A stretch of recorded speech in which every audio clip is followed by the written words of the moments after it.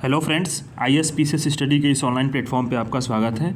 आज की इस वीडियो में हम UPPCS प्रीलिम्स 1996 के 1996 के प्रीवियस ईयर क्वेश्चंस और 1997 के प्रीवियस ईयर क्वेश्चंस को सॉल्व करने वाले हैं। और स्टार्ट करते हैं हम लोग। ये सीरीज़ जो है UPPCS प्रीलिम्स 2024 से लेकर के 1991 तक के प्रीवियस ईयर क्वेश्चंस को मैं करा रहा हूँ और ये उसी सीरीज़ का ये वीडियो है। ठीक है, तो स्टार्ट करते हैं हम लोग एंशिएंट हिस्ट्री को। देखो, पहला क्वेश्चन पूछा गया है, सिंधु सभ्यता किससे संबंधित है? Indus civilization is related to the period known as. तो बात याद रखना फ्रेंड्स, जो हिस्ट्री है ना उसका विभाजन कैसे हुआ है, तो ध्यान रखो कि प्री हिस्टोरिक, ठीक है, फिर इसके बाद आपका प्रोटो हिस्टोरिक, फिर इसके बाद जो है हिस्टोरिक और पोस्ट हिस्टोरिक। ये इस तरह से 3 भागों में किया गया है, 4 भागों में। तो याद रखना कि जो प्राग ऐतिहासिक है, आद्य ऐतिहासिक है और ऐतिहासिक है।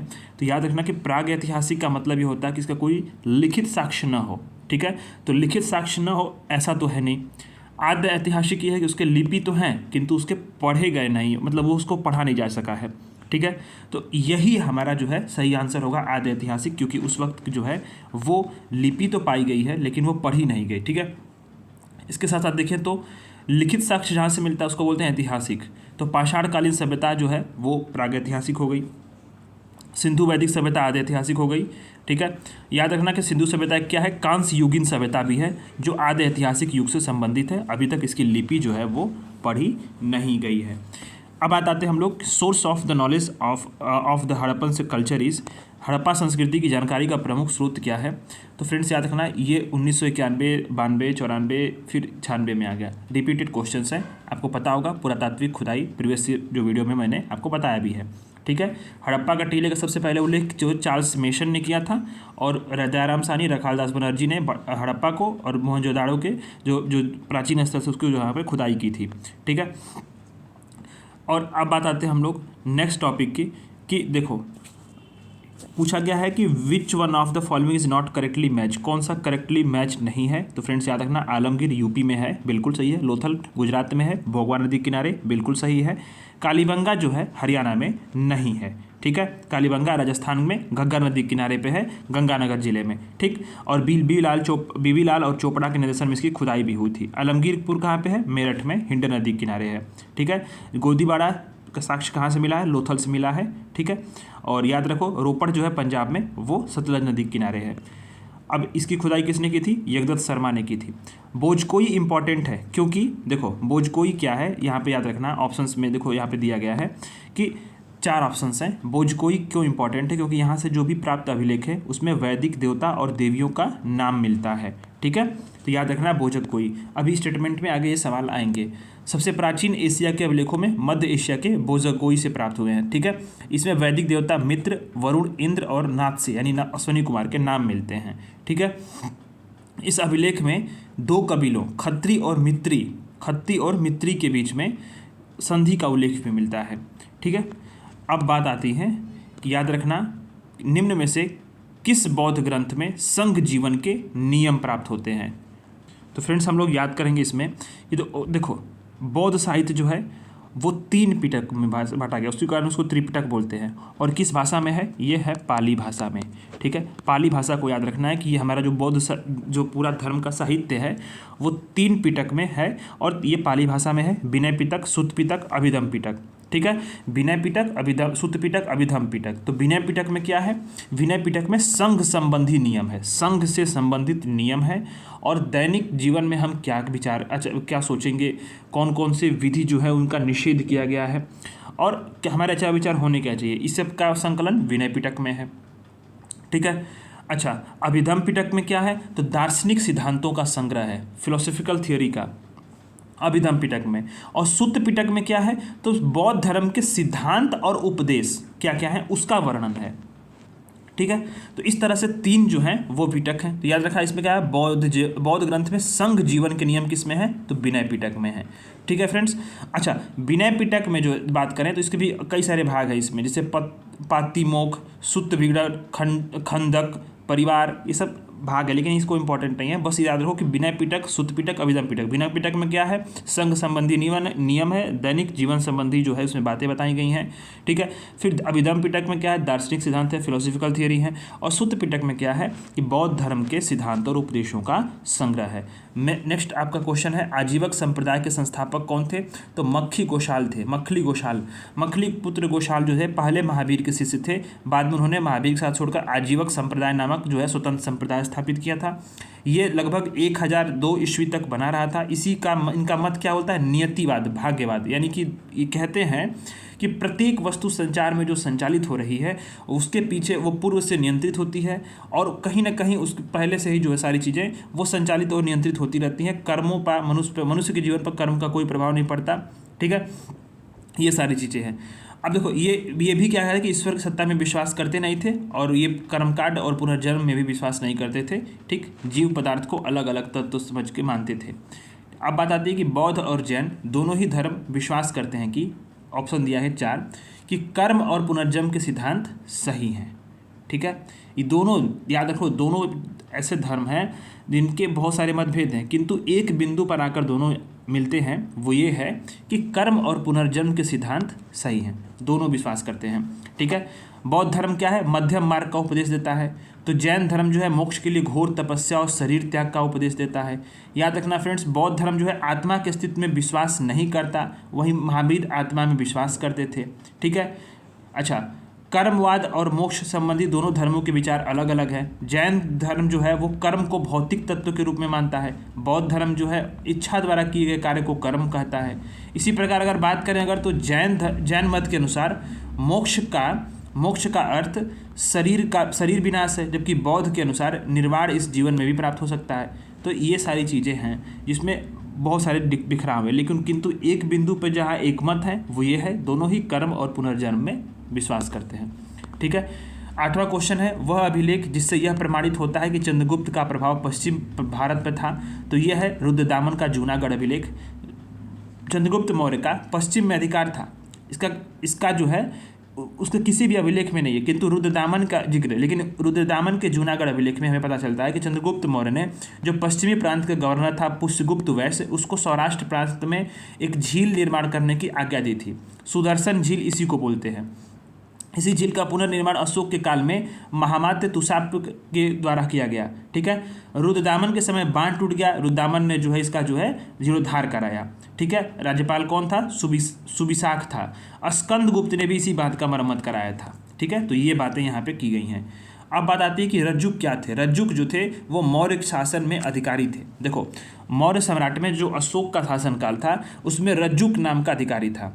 इस मौर्य के अशोक के जो स्तंभ लेख 3 है और 7, उससे यह ज्ञात होता है कि व्युष्ट, रज्जुक, प्रदेशक और युक्त नामक पदाधिकारियों को जनता के बीच जाकर धर्म के प्रचार और प्रसार करने का आदेश था। ध्यान देना फ्रेंड्स, देखो ये अब अशोक का जो लेख था, लेख 3 और 7, उसी से मालूम चलता है कि जो व्युष्ट है, रज्जुक है, प्रदेशक है और युक्त हैं, इन जो अधिकारी हैं इनको जनता के बीच जाकर के धर्म का प्रसार करने का उपदेश देने का आदेश दिया था। और 5 वर्ष पर ये अपने अपने क्षेत्रों का दौरा करते थे।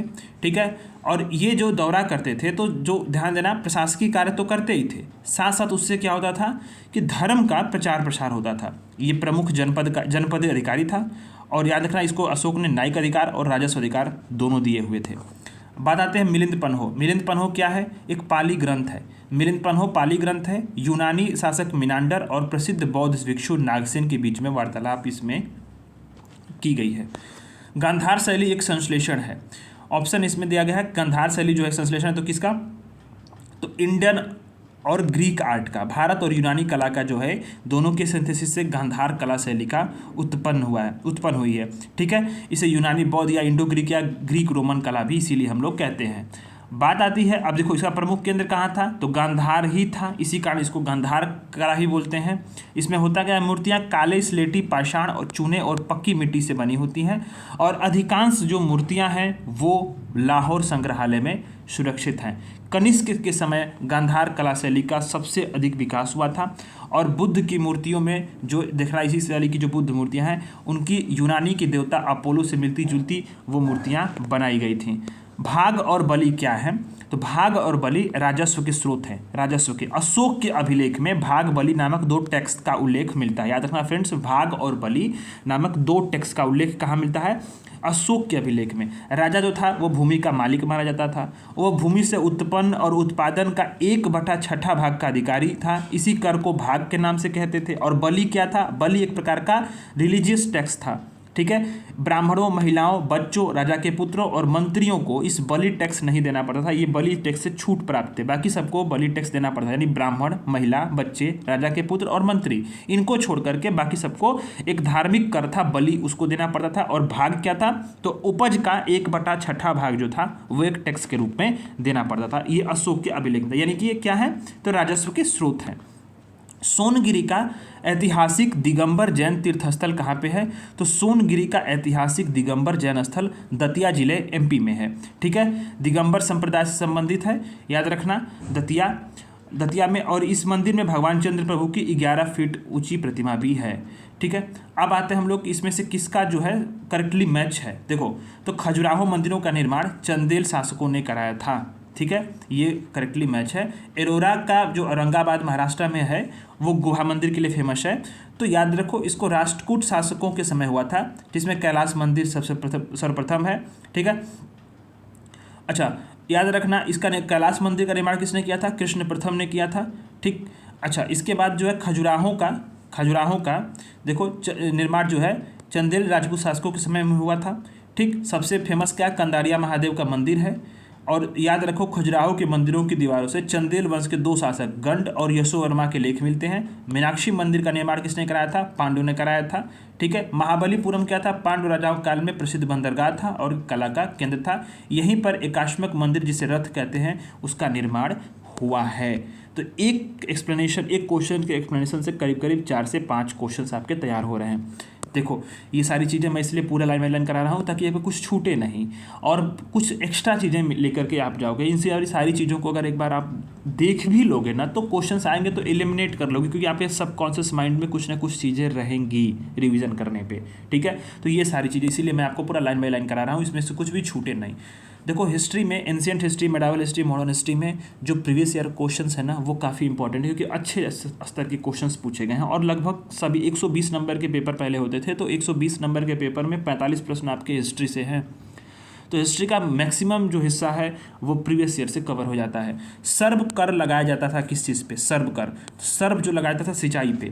फ्रेंड्स, याद रखना, बहुत इंपॉर्टेंट है। फिरोज शाह तुगलक प्रथम सुल्तान था जिसने सिंचाई पर टैक्स लगाया था, हक ए सर्व, ठीक है। कौन था? FST, यानी फिरोज शाह तुगलक जो था, ऐसा सुल्तान था जिसने सिंचाई टैक्स लगाया था, ठीक है, इरिगेशन टैक्स, शक ए सर्व। अब सुल्तान फिरोज तुगलक बगीचों के प्रति बहुत रुचि रखता था, ठीक है। उसने जो, अब याद रखना, उसे सल्तनत युग का अकबर कहा जाता था। सिंचाई की सुविधा के लिए से फिरोज ने 5 बड़ी नहरों का निर्माण कराया था। फिरोज तुगलक ने एक दीवान एक खैरात भी स्थापित किया था, ठीक है। अब दीवान एक खैरात करता क्या था कि मुसलमान अनाथ स्त्री विधवाओं को आर्थिक सहायता देता था और निर्धन मुस्लिम लड़कियों के विवाह की सहायता करता था, ठीक है।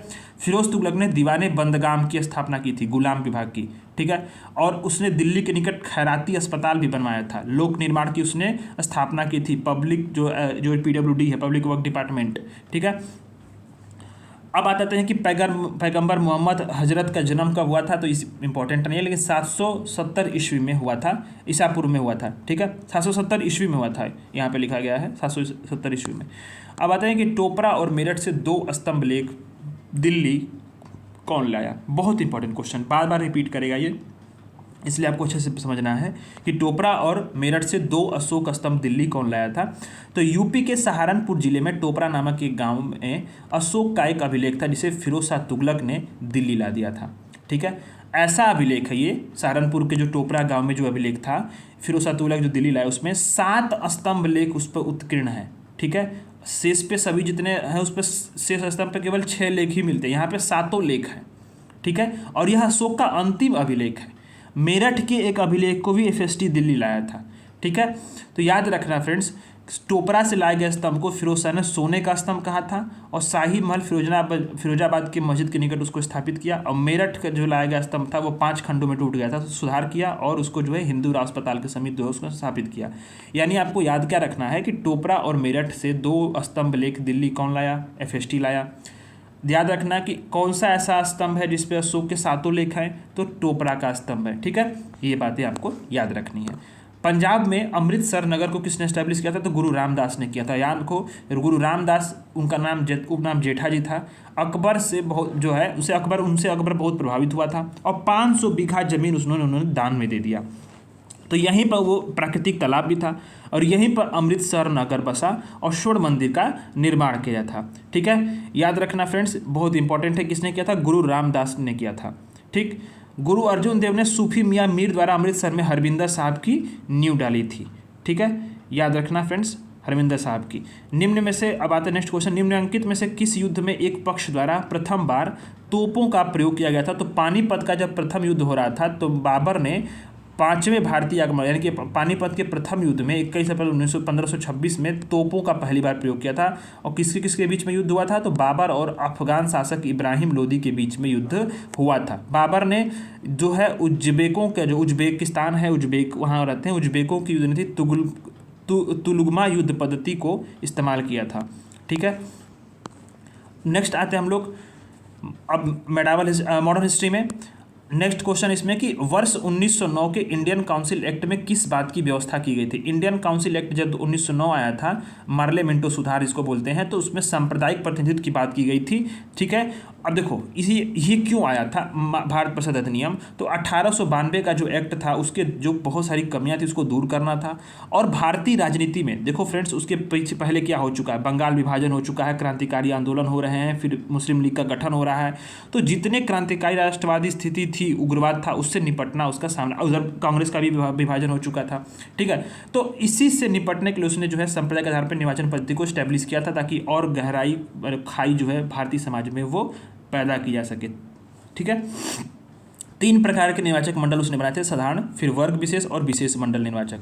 ठीक है, और यही विभाजन का जो है बीज इसने बोया था। भारत ने प्रथम रेल लाइन का निर्माण किसे हुआ था, मुंबई और थाने में हुआ था 1853 में। ठीक है, अच्छा अब आते हैं नेक्स्ट क्वेश्चन, 1857 के विद्रोह में से कौन संबंधित नहीं है, तो उधम सिंह नहीं। उधम सिंह क्या है, तो उधम सिंह जो है 1940 में जनरल डायर को लंदन में गोली मारे थे। ठीक है, तो वो उधम सिंह अलग है। बाकी जो है बेगम हजरत महल लखनऊ में थी, बागडोर संभाली थी, यहीं पे हेनरी लॉरेंस की मृत्यु हुई थी।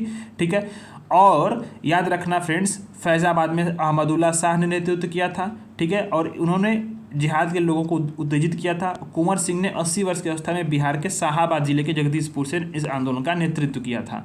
ठीक है, 23वां क्वेश्चन है कि भारत में स्थानीय स्वायत्त शासन को किसने प्रोत्साहित किया, तो फ्रेंड्स रिपीटेड क्वेश्चन है, लॉर्ड रिपन ने किया था। लॉर्ड रिपन जो था वो स्थानीय स्वायत्त शासन का जन्मदाता माना जाता है। ठीक है, उसने भी कहा भी था कि मेरा मूल्यांकन मेरे कार्यों से करना, शब्दों से नहीं करना। फ्लोरेंस नाइटिंगेल ने रिपन को भारत का उद्धारक की संज्ञा दी थी। उसने स्थानीय बोर्ड स्वशासन की शुरुआत 1882 में की थी और प्रथम नियमित जनगणना भी इसी के काल में 1881 में हुई। नियमित जनगणना फ्रेंड्स याद रखना, पहली बार नहीं, नियमित जनगणना। प्रथम फैक्ट्री एक्ट जो था उसको पारित किया 1882 में। हंटर कमीशन का गठन किया और जो है ध्यान रखना इल्बर्ट विल विवाद भी जो था 1884 में इसी के समय हुआ था। पूना पैक्ट किससे संबंधित है, तो पूना पैक्ट किससे संबंधित है, दलित वर्ग से संबंधित है। रैमजे मैकडोनाल्ड के जो कम्युनल अवार्ड थी, इसकी घोषणा होने के बाद गांधी जी पूना की यरवदा जेल में थे और इसके विरोध में 20 सितंबर 1932 में जेल में आमरण अनशन पर बैठ गए। काफ़ी स्वास्थ्य उनका खराब होने लगा तो मदन मोहन मालवीय, राजेंद्र प्रसाद, पुरुषोत्तम दास और सी राजा गोपालाचारी के प्रयासों से गांधी जी और अंबेडकर के बीच में 24 सितंबर 1932, याद रखना फ्रेंड्स 4 दिन बाद, ठीक है, 24 सितंबर 1932 को समझौता, और इसको हम लोग पूना समझौता कहते हैं। पृथक निर्वाचक मंडल दलितों के लिए समाप्त कर दिए गए। प्रांतीय विधान मंडलों में दलित वर्गों के लिए सुरक्षित सीट थी, सिक्योर्ड सीट जिसको बोलते हैं, तो वो संख्या बढ़कर 71 से सीधे जो है वो डबल कर दी गई थी, 147 कर दी गई थी। किसने आर्यों के आदि के देश बारे में लिखा था, तो याद रखना फ्रेंड्स बाल गंगाधर तिलक ने लिखा था। अपनी किताब Arctic home of the Aryan में लिखा था। शंकराचार्य ने अद्वैतवाद का प्रतिपादन किया था। श्री एनी बेसेंट जो थी आयरिश महिला थी। 1917 के कांग्रेस अधिवेशन जो हुआ था उसके दस्ता जो कोलकाता में उसके दस्ता एनी बेसेंट ने की थी। विवेकानंद ने रामकृष्ण मिशन चलाया था और 1893 में शिकागो सम्मेलन में हिंदू धर्म की महत्ता को विश्व के सामने उन्होंने रखा भी था। महाराष्ट्र में गणपति पर्व का किसने श्री गणेश किया, तो बाल गंगाधर तिलक ने गणपति पर्व का श्री गणेश किया था। फ्रेंड्स इस बात को भी हमें याद रखना है।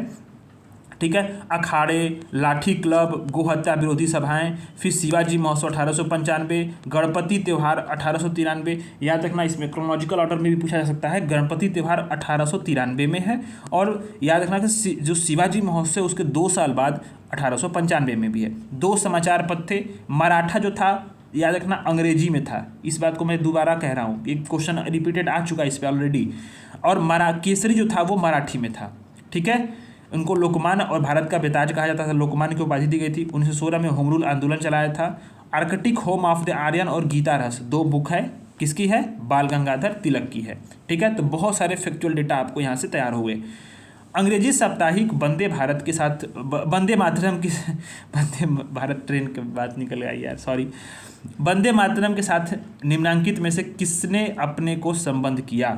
ठीक है, तो वंदे मातरम के साथ तो अरविंद घोष, ठीक है। वंदे मातरम अंग्रेजी में प्रकाशित एक साप्ताहिक क्या थी? पत्रिका थी। संपादन अरविंद घोष करते थे, ठीक है। लॉर्ड कर्जन द्वारा इसी पर जो है बंगाल विभाजन की कटु आलोचना के द्वारा इसमें इसी पत्रिका में की गई है। अब बात आते हैं कि इसमें से निम्न में से कौन सी घटनाओं में से काल घटनाक्रम तीसरे स्थान पे आती है। तो फ्रेंड्स याद रखो, देखो चंपारण सत्याग्रह कब होता है? तो 1917 में होता है। असहयोग आंदोलन 1920 में। दांडी मार्च जो है वह आपका जो है स्टार्ट होता है, देखो फ्रेंड्स 1930 में होता है इनका दांडी मार्च। इसके बाद जो है 1931 में गांधी इरविन समझौता होता है 5 मार्च 1931 को। तो तीसरे नंबर पे आता कौन है? तीसरे नंबर पे आता है आपका दांडी मार्च, जो कब कब हुआ था? तो 12 मार्च 1930 से 6 अप्रैल 1930 तक ये जो है ये सारी चीज़ें हुई थी। अब आते हैं हम लोग नेक्स्ट क्वेश्चन पे कि निम्नलिखित में से खिलाफत आंदोलन का क्या परिणाम था? खिलाफत आंदोलन का, ठीक है। तो याद रखो हिंदू मुस्लिम के मतभेदों में कमी आई, इसका जो है खिलाफत आंदोलन का परिणाम हुआ था। तो ये मैं रिपीटेड क्वेश्चन है, ठीक है। गांधी जी को अखिल भारतीय खिलाफत कमेटी के अधिवेशन का अध्यक्ष चुना गया था, ठीक है। तो ये बहुत इंपॉर्टेंट है, ये रिपीटेड क्वेश्चन है 1994 का, ठीक। अब आते हैं कि हिंदुस्तान सोशलिस्ट रिपब्लिक आर्मी की गठन किसने किया था? तो फ्रेंड्स याद रखो कि काकोरी षड्यंत्र में हिंदुस्तान रिपब्लिक एसोसिएशन के अधिकांश नेताओं को गिरफ्तार हो गई थी। अब ये संगठन एक तरह से जो है वो पूरी तरह से समाप्त हो चुका था कुछ समय के लिए। फिर चंद्रशेखर आज़ाद के नेतृत्व में 9 से 10 सितंबर 1928 को दिल्ली के फिरोज शाह कोटला में जो है एक नए दल का जहाँ पे बैठक हुआ था और यहीं पे हिंदुस्तान सोशलिस्ट रिपब्लिक एसोसिएशन की स्थापना हुई थी। कब? 9 से 10 सितंबर 1928 को, ठीक है। अब यहाँ पे ही जो है समाजवादी गणतांत्रिक राज्य की स्थापना करना था और इससे बहुमत से निर्णय होता था, ठीक है। भारतीय राष्ट्रीय कांग्रेस का प्रथम अधिवेशन कहाँ पे हुआ था? तो बॉम्बे में हुआ था, ठीक है। बॉम्बे में हुआ था, ग्वालियर टैंक स्थित गोकुल दास तेजपाल संस्कृत कॉलेज में हुआ था, ठीक है। इसका नाम पहले क्या था? पहले का नाम था इसका भारतीय राष्ट्रीय संघ, फिर दादा भाई नेहरूजी के सुझाव पे भारतीय राष्ट्रीय कांग्रेस कर दिया गया था। तो किसने सुझाव दिया था भारतीय राष्ट्रीय कांग्रेस का नाम का? तो सुझाव दिया था दादा भाई नेहरूजी ने दिया था, ठीक है। उस वक्त स्थापना के समय कौन भारत का वायसराय था? तो लॉर्ड डफरिन था, ठीक है। साइमन कमीशन भारत किस वर्ष आया था? तो 1928 में आया था, देखो। भारत शासन अधिनियम 1919 में आया था। 10 वर्ष की समाप्ति पर उसकी समीक्षा करने के लिए, रिव्यू करने के लिए उस एक्ट का प्रावधान था। लेकिन 1929 में ब्रिटेन में चुनाव था, इस कारण सरकार ने 8 नवंबर 1927 को इसकी घोषणा कर दी और इसमें 7 सदस्य थे लिबरल पार्टीज के, ठीक है। और याद रखना 7 सदस्य थे। हाउस ऑफ कॉमन्स में लिबरल पार्टी के साइमन जो थे उसमें सदस्य बनाए गए थे। 3 फरवरी 1928 को साइमन कमीशन बंबई पहुंचता है और इस डेट को याद रखो, बीपीएससी में सवाल ये पूछा गया था। 3 फरवरी डेट सीधा पूछ दिया गया था। इसका काम यह था कि ये पता लगाना था कि ब्रिटिश भारतीय प्रांतों में सरकार कैसे चल रही है, प्रतिनिधि संस्थाएं कहाँ तक ठीक से काम कर रही हैं, शिक्षा की बढ़ोतरी कहाँ तक हुई है। 1928 था, 1929 में साइमन कमीशन ने भारत का 2 बार दौरा किया था और 1930 में उसने अपनी रिपोर्ट को वहाँ पे पब्लिश की थी। तो रिपोर्ट कब पब्लिश की थी? तो 1930 में की थी। कब आया था? तो 3 फरवरी 1928 को पहली बार भारत में आया था, 2 बार उसने दौरा किया था। भारतीय राष्ट्रीय कांग्रेस ने पूर्ण स्वराज को अपना उद्देश्य किस वर्ष घोषित किया? तो फ्रेंड्स याद रखना 19 1929 में कांग्रेस का लाहौर अधिवेशन में इसके अध्यक्ष गांधी जी चुने गए थे, लेकिन उन्होंने जवाहरलाल नेहरू को अध्यक्ष बना दिया था और यहीं पे पूर्ण स्वतंत्रता की बात यहाँ पे, पूर्ण स्वराज की बात यहाँ पे की गई थी। ठीक है, और 26 जनवरी 1930 को पूर्ण स्वतंत्रता दिवस संपूर्ण भारत में मनाने का निश्चय भी यहाँ पे किया गया था। स्वराज पार्टी के गठन का निम्न में से किस समूह ने किया था? तो फ्रेंड्स याद रखना, इसमें CR दास और मोतीलाल नेहरू। असहयोग आंदोलन की समाप्ति हुई थी। कांग्रेस के सामने प्रश्न क्या था कि 1919 के एक्ट में जो घोषित विधान परिषद का चुनाव है उसमें हम पार्टिसिपेट करें कि नहीं करें। कांग्रेस में ये मंथन चल रहा था। तो प्रवेश करके असहयोग करने वाले क्या कहलाते हैं? परिवर्तनवादी। ठीक है, और इसके विरोध जो है अपरिवर्तनवादी थे। तो परिवर्तनवादियों ने स्वराज पार्टी बना ली थी। ठीक है, चित्तरंजन दास और मोतीलाल नेहरू थे। 1923 में मार्च में उन्होंने स्वराज पार्टी का गठन किया था। चित्तरंजन अध्यक्ष थे और मोतीलाल नेहरू महासचिव थे। गांधी जी ने स्वराज्यों के कुछ कार्यक्रमों का समर्थन किया था और स्वराज्यों ने गांधी जी के रचनात्मक कार्यों का समर्थन किया था। इसने स्वराजी जो थे, इसने उत्तरदायी शासन की स्थापना के लिए गोलमेज सम्मेलन बनने का सुझाव भी दिया था। शुरुआत में इनको सफलता मिली थी, लेकिन CR दास की मृत्यु 1925 में होने के बाद ये पूरे पार्टी जो है वो कमजोर होने लगी थी। गांधी इरविन समझौता कब हुआ? अभी ऊपर बताया 1931 में हुआ था। 26 जनवरी 1931 को रिहा किया गया ताकि जो है गांधी जी को, ताकि जो है सविनय अवज्ञा के कारण ये बंद हुए थे, तो इससे जो है माहौल सौहार्दपूर्ण बने और द्वितीय गोलमेज में कांग्रेस जो है वो पार्टिसिपेट करे। ठीक, तेज बहादुर सप्रू और जयकर के प्रयास से ध्यान देना, दो लोग हैं, तेज बहादुर सप्रू और जयकर, इनके प्रयास से गांधी जी और इरविन के बीच में 17 फरवरी से दिल्ली में वार्ता आरंभ हुई। 5 मार्च 1931 को समझौता हुआ, जिसको बोलते हैं हम लोग गांधी इरविन समझौता। कब हुआ? 5 मार्च 1931 को। अब कुछ शर्तें थीं। अंग्रेज सरकार ने निम्न शर्तों को माना था। देखो, अहिंसक राजनीतिक जो बंदी है उसकी रिहाई कर देना है, समुद्र किनारे नमक बनाने का अधिकार छोड़ना है, नौकरी छोड़ने वालों को वापस लेना है। गांधी जी ने सविनय अवज्ञा आंदोलन स्थगित किया था। ठीक है, और इसके बाद गोलमेज सम्मेलन में शामिल होने का न्योता स्वीकार किया और बहिष्कार की नीति को त्यागा और पुलिस जांच की मांग उसने वापस लिया था। ठीक है, भारतीय राष्ट्रीय कांग्रेस ने भारत छोड़ो प्रस्ताव पारित किया। उसमें अब कांग्रेस के अध्यक्ष कौन थे? तो मौलाना अबुल कलाम आज़ाद थे। फ्रेंड्स याद रखना, सबसे अधिक समय तक यही कांग्रेस के अध्यक्ष रहे थे। कैसे? देखो, मौलाना अबुल कलाम आज़ाद जो है भारतीय राष्ट्रीय कांग्रेस पर 1940 से 1946 तक अध्यक्ष पद पर रहे थे। ठीक, अब याद रखो, जब भारत छोड़ो आंदोलन शुरू हुआ तो कांग्रेस को गैर कानूनी संगठन अंग्रेजों ने घोषित कर दिया और सभी कांग्रेसी नेताओं को जो है उसने जो है बंदी बना लिया। इसी कारण 1941 से 1945 तक कांग्रेस का वार्षिक अधिवेशन कोई नहीं हो पाया और नाजुक दौर में सबसे जो है यही अबुल कलाम आज़ाद कांग्रेस के अध्यक्ष बने रहे थे और भारत छोड़ो आंदोलन का प्रस्ताव इन्हीं के समय पारित हुआ था। यही इसी समय गांधी जी ने करो मरो का जो है नारा दिया था। ठीक है, महात्मा गांधी को सर्वप्रथम राष्ट्रपिता किसने कहा था? तो उन्होंने किसने कहा था? तो आज़ाद हिंद फौज पे जो है रेडियो पे बोलते हुए 6 जुलाई 1944 को सुभाष चंद्र बोस ने कहा था। ठीक है, अच्छा याद रखो, देखो इसमें एक सवाल भी पूछा गया था पहले, सुभाष चंद्र बोस ने आज़ाद हिंद फौज का मुख्यालय कहाँ बनाया था? रंगून बनाया था। तो फ्रेंड्स याद रखना, आज़ाद हिंद फौज का जो मुख्यालय है वो रंगून बनाया था और सिंगापुर में बनाया था। ठीक है, रानी झांसी रेजिमेंट स्त्री सैनिकों का दल था। रिपीटेड सवाल है, 2024 में पूछा गया है और ये मैथिली कॉलम में आया था। और 21 अक्टूबर 1943 को बोस ने जो है स्वाधीनता भारत सरकार गठित की थी, जिसमें जर्मनी, जापान और उसके समर्थकों ने उसको मान्यता दी थी। किसने दी? जर्मनी, जापान और उसके समर्थकों ने। ठीक है, अब निम्न में से कौन सा सही सुमेलित नहीं है? तो फ्रेंड्स इस क्वेश्चंस को देखते ही आप ऐसे गलत कर दोगे, ये गलत है क्योंकि 1920 में असहयोग आंदोलन हुआ था। ठीक है, बाकी सब सही है। अब आते हैं हम लोग नेक्स्ट टॉपिक पे, भारत का भूगोल, कि highest peak in the UP Himalaya is.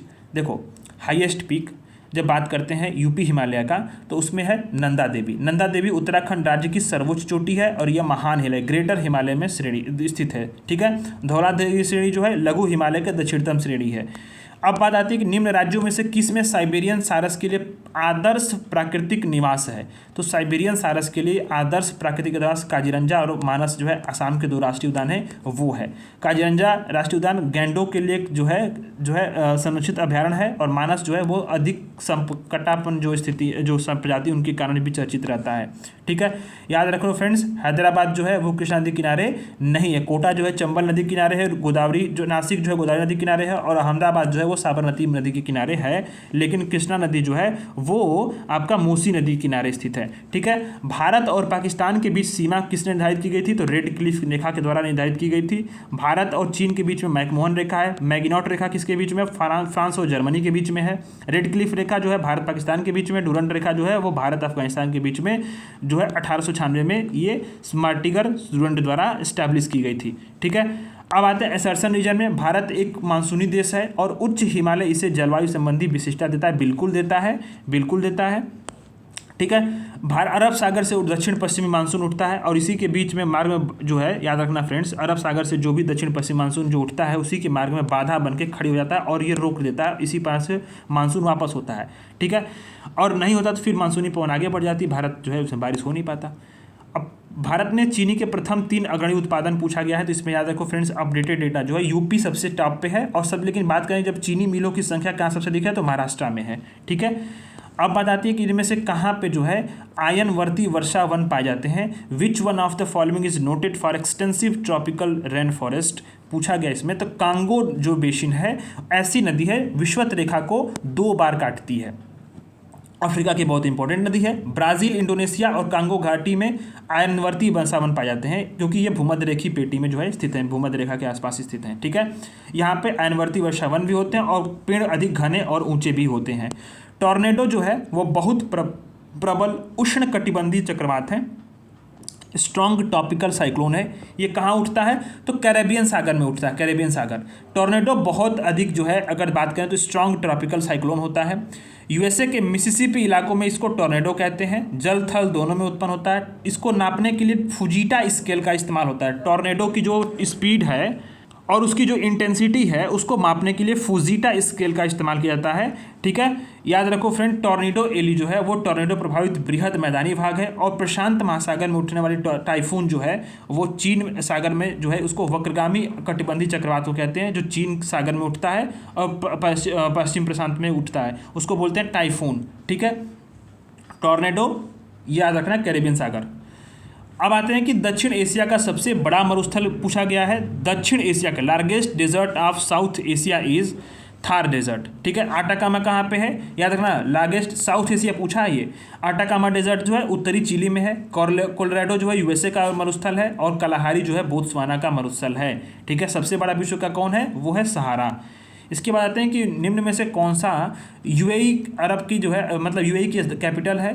Which one of the following is the capital of UAE, United Arab अमीरात? तो अबू धाबी। ठीक है, कुवैत की राजधानी क्या पे है? कुवैत सिटी है। ईरान की राजधानी तेहरान है। इराक की राजधानी बागदाद है और यूएई के सऊदी अरब की राजधानी रियाद है। ठीक है, अब बात आती है कि मरुस्थलीय पौधों की जड़ लंबी होती है, क्योंकि होता क्या है कि जड़ें पानी की तलाश में लंबी हो जाती हैं। ठीक है, सीधी बात है, इसमें से और कुछ समझने की बात ही नहीं है। अब बात आते हैं आर्थिक भूगोल पे। डेट्रॉइट जो है मोटर कार के लिए बहुत फेमस है। हवाना सिगार के लिए बहुत फेमस है। शेफील्ड कटलरी के लिए फेमस है। वेनिस कांच का उद्योग, शीशा के लिए फेमस है। ठीक है, तो इस गलत है, शिप पोर्ट के लिए नहीं है।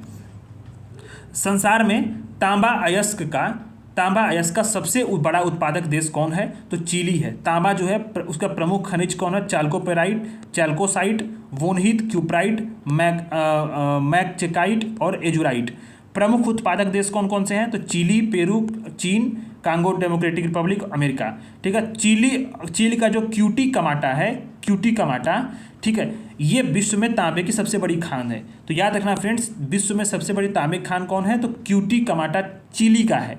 ठीक है, और तांबे का सबसे सर्वाधिक भंडार चिली, पेरू और ऑस्ट्रेलिया में पाया जाता है। मैं आपको इस पर अपडेटेड डेटा मिनरल आर्थिकी में कराऊंगा प्रीलिम से पहले जब आएगी तो। ठीक है, निम्न में से कौन सा सही सुमेलित नहीं है? एनु जापान। ठीक है, बुशमैन जो है वो कहाँ पे है? तो बुशमैन याद रखना कलाहारी डेजर्ट में जो है वो पाए जाते हैं। ठीक, तो ये गलत है। मासाई आपका देखें तो टंगानिका, केन्या में, युगांडा में और पपुआ न्यू गिनी जो पपुआंस में पाए जाते हैं। ठीक है, तो एनु जापान में पाए जाते हैं। लेकिन याद रखना बुशमैन जो है वो अफ्रीका के कलाहारी डेजर्ट में निवास करने वाली जनजाति जो है नेटाल, लेसोथो, जिम्बाब्वे में पाई जाती है।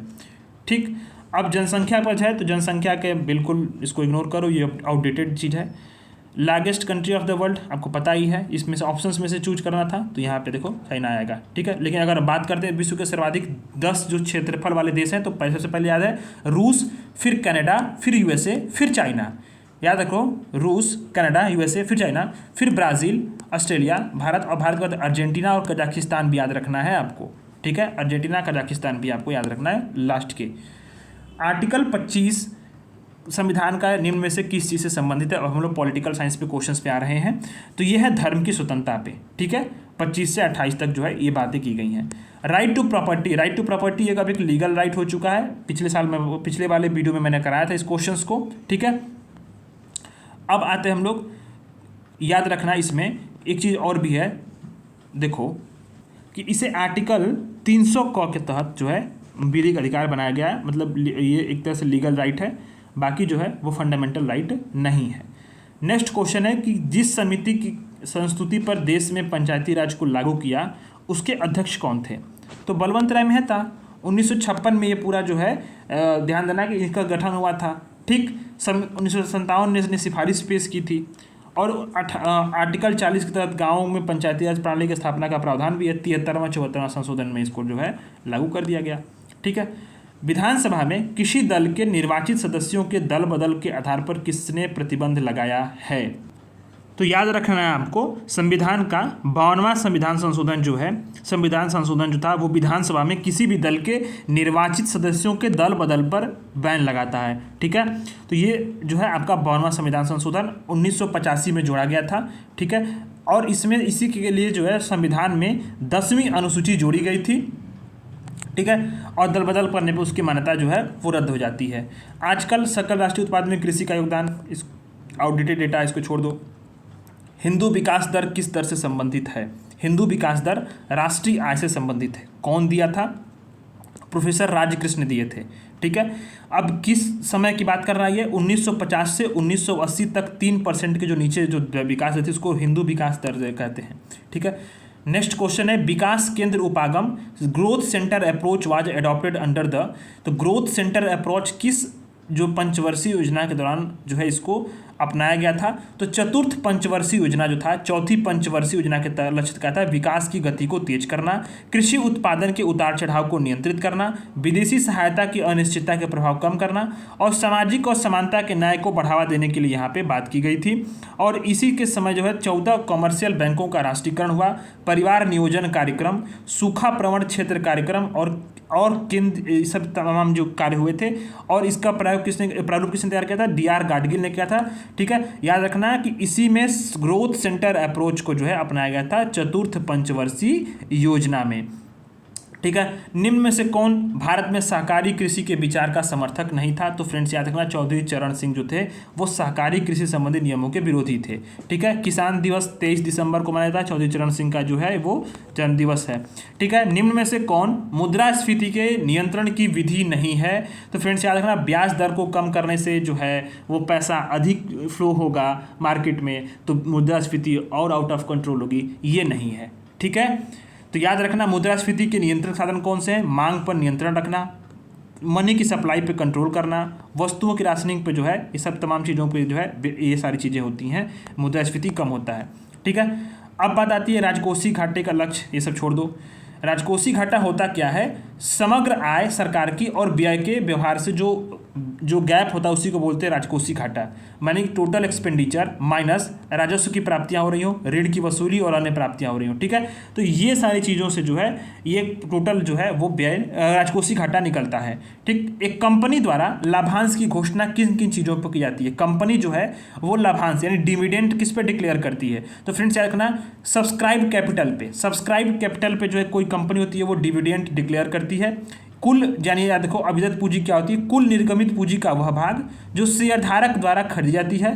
कंपनी के लाभांश की घोषणा इसी जो है सब्सक्राइब कैपिटल पे होती है, ठीक है। शेयर मार्केट का कंट्रोलर कौन है? तो गैर सांविधिक संस्था के रूप में स्टैब्लिशमेंट हुई थी 1988 में। बाद में इसको जो है वैधानिक दर्जा दिया गया एक अध्यादेश के द्वारा 12 अप्रैल 1992 को, सेबी। और इसमें क्या होते हैं? इसमें एक अध्यक्ष होते हैं और 4 पूर्णकालीन सदस्य, 4 अंशकालीन सदस्य हैं। हेडक्वार्टर कहाँ पे है? तो आपका बॉम्बे में है, ठीक है। भारत सरकार ने देश के 14 बैंकों का राष्ट्रीयकरण कब किया था? तो जुलाई 1969 में किया था। फिर 1980 में पुनः 15 अप्रैल को 6 निजी बैंकों का राष्ट्रीयकरण किया था, ठीक है। हालांकि अब विलय भी हो चुके हैं, अब 12 हो चुका है संख्या। अब बात आती है इसमें, ये अपडेटेड क्वेश्चन है साइंस का। रिलेटिव ह्यूमिडिटी किससे मेजर करते हैं? तो फ्रेंड्स याद रखो हाइग्रोमीटर से। हाइग्रोमीटर से रिलेटिव ह्यूमिडिटी को मेजर किया जाता है। हाइड्रोमीटर से द्रवों का घनत्व मेजर करते हैं। लैक्टोमीटर से दूध की शुद्धता मेजर करते हैं। और पोटेंशियोमीटर से विद्युत के परिपथ के दो बिंदुओं के बीच में विभवांतर को मापते हैं पोटेंशियोमीटर से। ठीक है, अब बात आती है कि जो sudden fall in barometer reading indicate that the weather's will be stormy मानी मौसम में गिरावट, जो तूफानी होने का संकेतक क्या होता है कि वायुदाब मापी की रीडिंग में गिरावट आती है। ठीक है, डायमंड अपीयर लक्ष्यस because of total internal reflection मैंने आपको पिछली क्लास में बताया था कि कैसे होता है।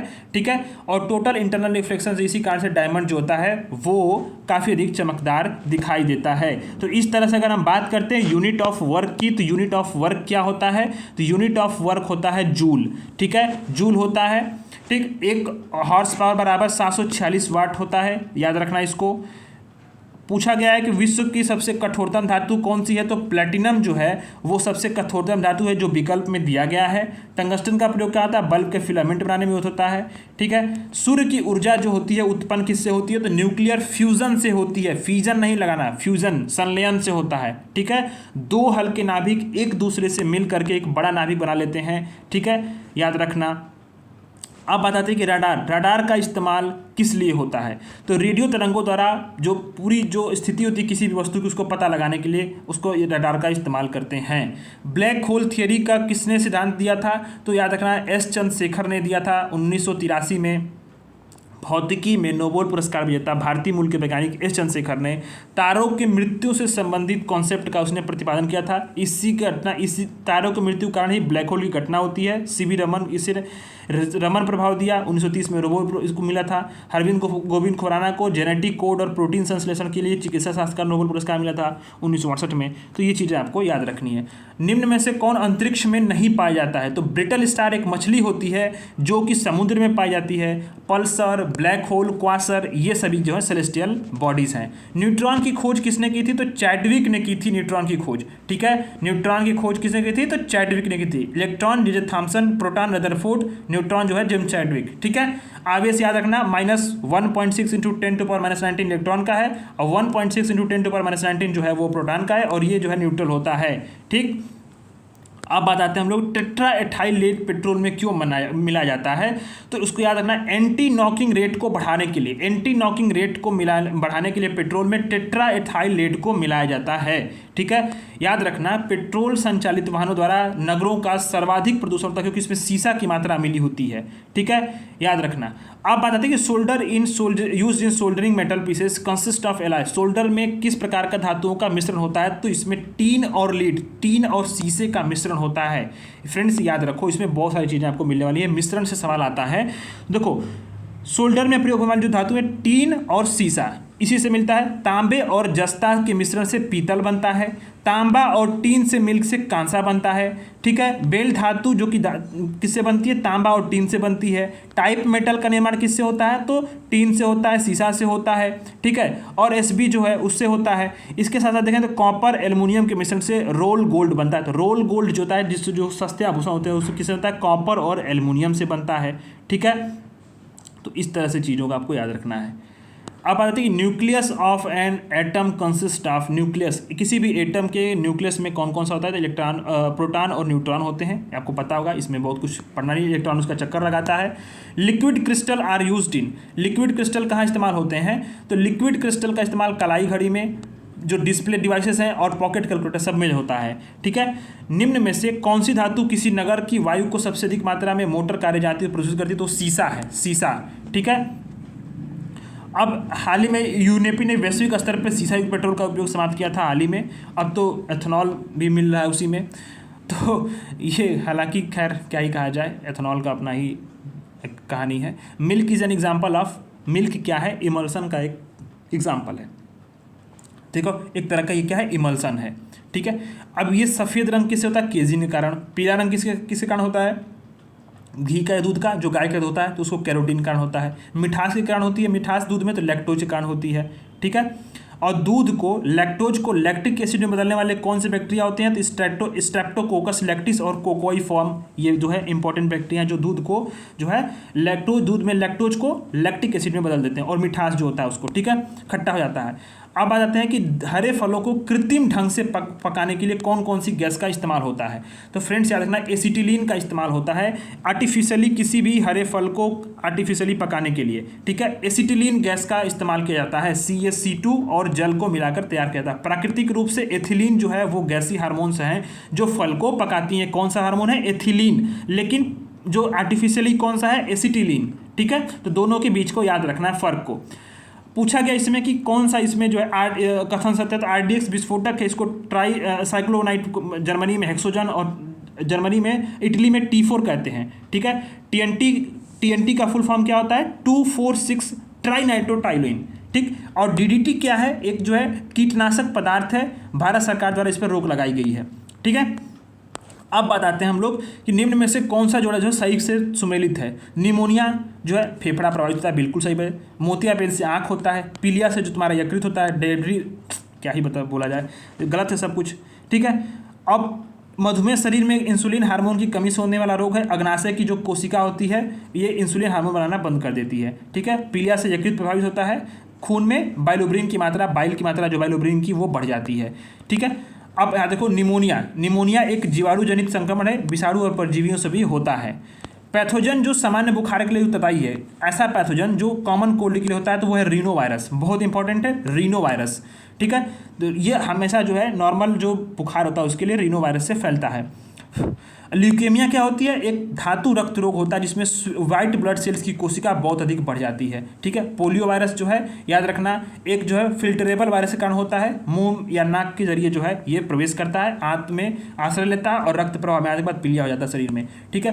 पोलियो हो जाता है। पोलियो का वायरस शरीर में किससे प्रवेश करता है? तो याद रखना दूषित भोजन और जल से जो है ये प्रवेश करता है, ठीक है। आंत में आश्रय लेता है, आंत में रुकता है और रक्त प्रवाह में आ जाता है, फिर इसके बाद तमाम जो चीज़ें हैं वो होने लगती हैं।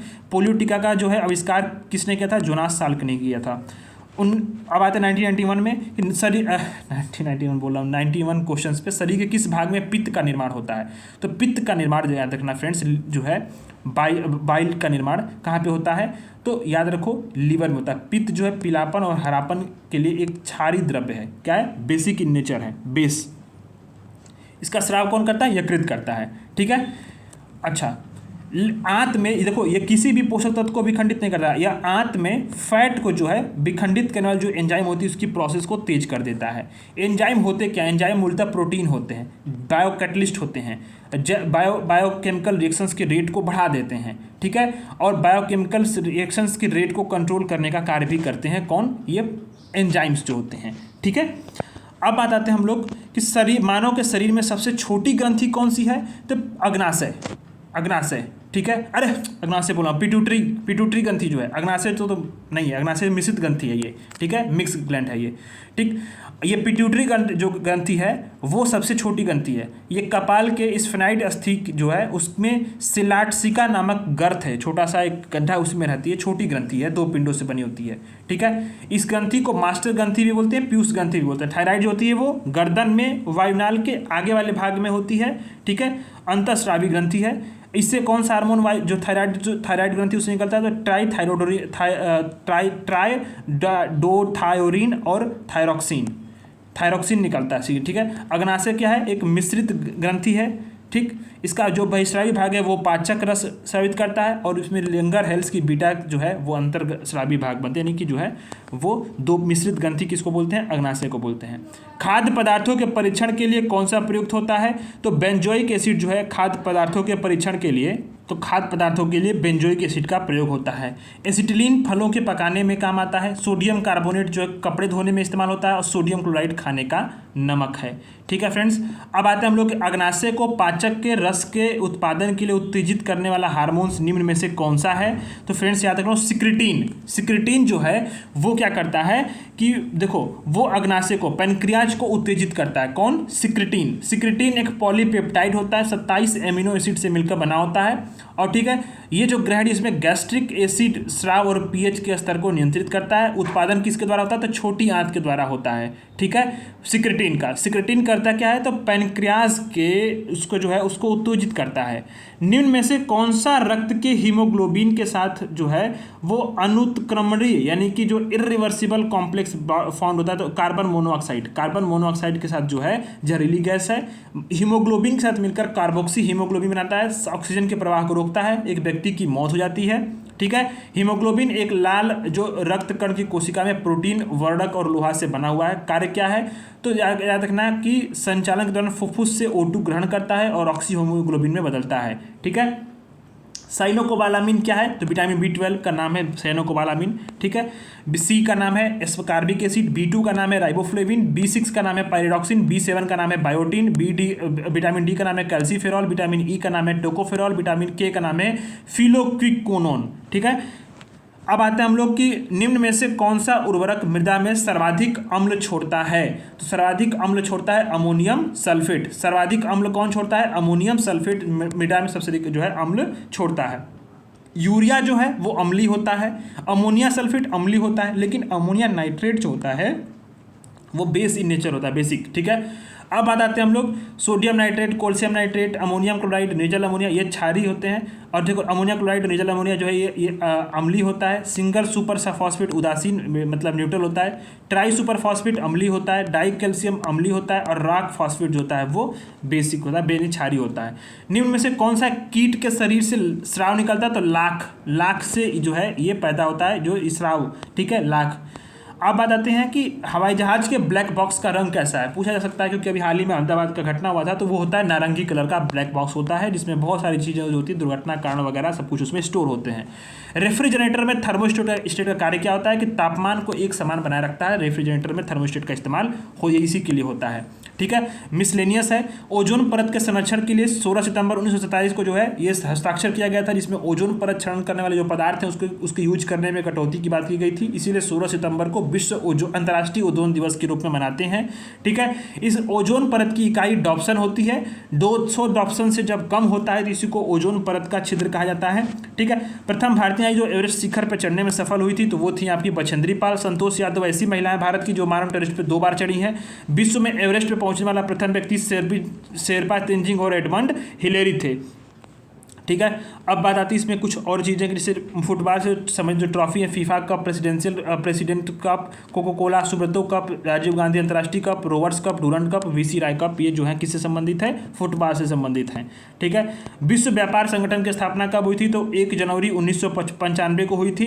गैट से संस्था अधिक बहुत शक्तिशाली है ये, ठीक है।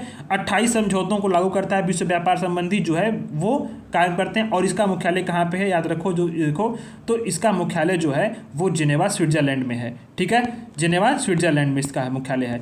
ये बहुत ही इंपॉर्टेंट है, इसको याद रखना। समाधि स्थल, ये फैक्चुअल डेटा का सवाल दोबारा रिपीट हुआ है, इसलिए मैं बता रहा हूँ, इसको याद रखो। शांति वन किसके संबंधित है? तो जवाहरलाल नेहरू का जो समाधि स्थल उसको शांति वन बोलते हैं। लाल बहादुर शास्त्री का जो समाधि स्थल उसको हम लोग विजय घाट बोलते हैं। चौधरी चरण सिंह का जो समाधि स्थल उसको किसान घाट बोलते हैं। महात्मा गांधी का जो समाधि स्थल उसको हम राजघाट बोलते हैं। वीर भूमि किसको बोलते हैं? राजीव गांधी का जो समाधि स्थल को वीर भूमि। राजेंद्र प्रसाद का जो समाधि स्थल है बीपीएससी के लिए इंपॉर्टेंट है, ये महाप्रयाण घाट है। इंदिरा गांधी जी का शक्ति स्थल है। मोरारजी देसाई का जो है अभय घाट है। और जगजीवन राम का जो है समता स्थल है, ठीक है, समता स्थल है। अब बात आती है इसमें फ्रेंड्स की हम लोग बात करते हैं कि आसियान के देश कौन कौन से हैं आसियान में। तो Indonesia, Malaysia, Philippines, Singapore, Thailand, Brunei, Vietnam, Laos, Myanmar, Cambodia. Indonesia, Malaysia, Philippines, Singapore, Thailand, Brunei, Vietnam, Laos, Myanmar, Cambodia. याद हो गया। सार्क में कौन कौन से देश हैं? तो भारत है, मालदीव है, पाकिस्तान है, बांग्लादेश है, श्रीलंका है, भूटान है, नेपाल है। भारत है, मालदीव है, पाकिस्तान है, बांग्लादेश है, श्रीलंका है, भूटान है, नेपाल है, ठीक है। रिपीटेड, मैप को बार बार पढ़ा करो। अब बात आते हैं कि हार्ट ऑफ इंडिया के लेखक कौन है। हार्ट ऑफ इंडिया के लेखक है मार्क टूली, ठीक है। मार्क टूली जो है हार्ट ऑफ इंडिया के लेखक हैं। पृथ्वी, अभी मैं कल करंट अफेयर्स का एनालिसिस किया था फ्रेंड्स, मैं आपको बताया था क्वेश्चंस कैसे आ रहे हैं। तो पृथ्वी क्या है, सतह पर मार करने वाला प्रक्षेपास्त्र है। कितना क्या है, सतह से सतह पर मैक्सिमम दूरी कितनी है, तो 200 किलोमीटर, 150 से 200 किलोमीटर। अर्जुन टैंक का है, भारत द्वारा निर्मित टैंक है। नाग क्या है, टैंक भेदी मिसाइल है, टैंक को भेद देती है नाग। ठीक है, तो इस तरह से 1996 का प्रीवियस ईयर क्वेश्चन जो है मैंने यूपीपीसीएस का वो मैं करा दिया। फ्रेंड्स अब हम लोग स्टार्ट करने वाले हैं 1997 के करंट अफेयर्स को। ठीक है, अब आते हैं हम लोग प्राचीन इतिहास में, एंशिएंट हिस्ट्री में। सवाल दिया गया है कि ताम्रपात्र काल के में महाराष्ट्र के लोग मृतकों के शरीर को फर्श के नीचे किस तरह रखते थे। तो फ्रेंड्स याद रखना, मृतकों के शरीर को जो है वो उत्तर से दक्षिण की ओर रखते थे।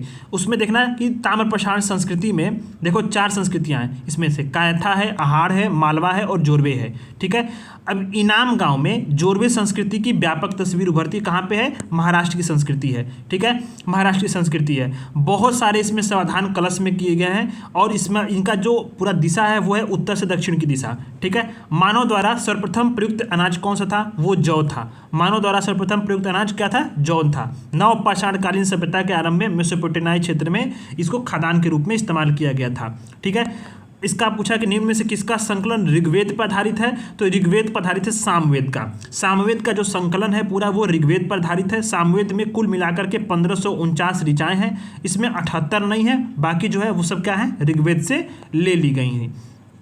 अब बात आते हैं हम लोग कि निम्न में से कौन सा बंदरगाह पोडुके नाम से द पेरिप्लस ऑफ इथेरियन सी के लेखक को ज्ञात था। देखो फ्रेंड्स याद रखो, पेरिप्लस ऑफ इथेरियन सी जो है वो एक अज्ञात ग्रीक नाविक था। ठीक है, ग्रीक नाविक, उसका नाम नहीं पता है। ठीक है, किसी को भी। देखो 80 से लेकर 115 ईस्वी में यूनानी भाषा में एक ग्रंथ था, उसका नाम था पेरिप्लस ऑफ इथेरियन सी। इसमें भारतीय बंदरगाह और व्यापार के संबंध में जानकारियां इसमें संग्रहित की गई थी। पेरिप्लस में कांची का नाम क्या मिलता है, कोरकाई मिलता है, मोती के लिए फेमस था। इसी में अरिकामेडू और पोडिको जो है वो पोडिको नाम से जो है वो उल्लिखित है। अरिकामेडू का उत्खनन 1945 में एएसआई ने किया था। ठीक है, और यह आधुनिक पांडिचेरी में स्थित है, यहाँ पे रोमन बस्ती भी मिली है। ठीक है, तो बस इसको याद रखना। तोलकाप्पियम क्या है, तोलकाप्पियम, तो तोलकाप्पियम व्याकरण और काव्य से संबंधित है। ठीक है, द्वितीय संगम था, उसका एकमात्र अवशिष्ट ग्रंथ तोलकाप्पियम के रचनाकार कौन थे, तोलकाप्पियर थे। 3 भाग। इसी समय देखना फ्रेंड्स यूपीपीसीएस 2024 का मेंस में संगम जो है संगम काल के साथ संस्कृति पे सवाल था।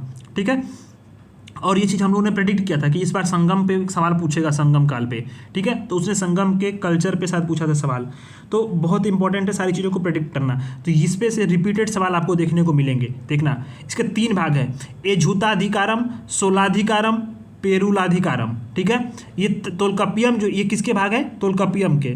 तोलकाप्पियम तमिल व्याकरण का ग्रंथ है। द्वितीय संगम का आयोजन कहाँ पे हुआ था, तो कपाटपुरम अलवाई में हुआ था। कौन अध्यक्षता किया था, तो अगस्त ऋषि ने अध्यक्षता की थी, जिसमें धर्म अर्थ काम मोक्ष का वर्णन मिलता है। कर्म का सिद्धांत किसमें मिलता है, तो कर्म का सिद्धांत मिलता है मीमांसा में। वेद के देखो 2 भाग हैं, कर्म कांड और ज्ञान कांड। ठीक है, तो ब्राह्मण ग्रंथों में वैदिक कर्म कांडों का विवरण मिलता है।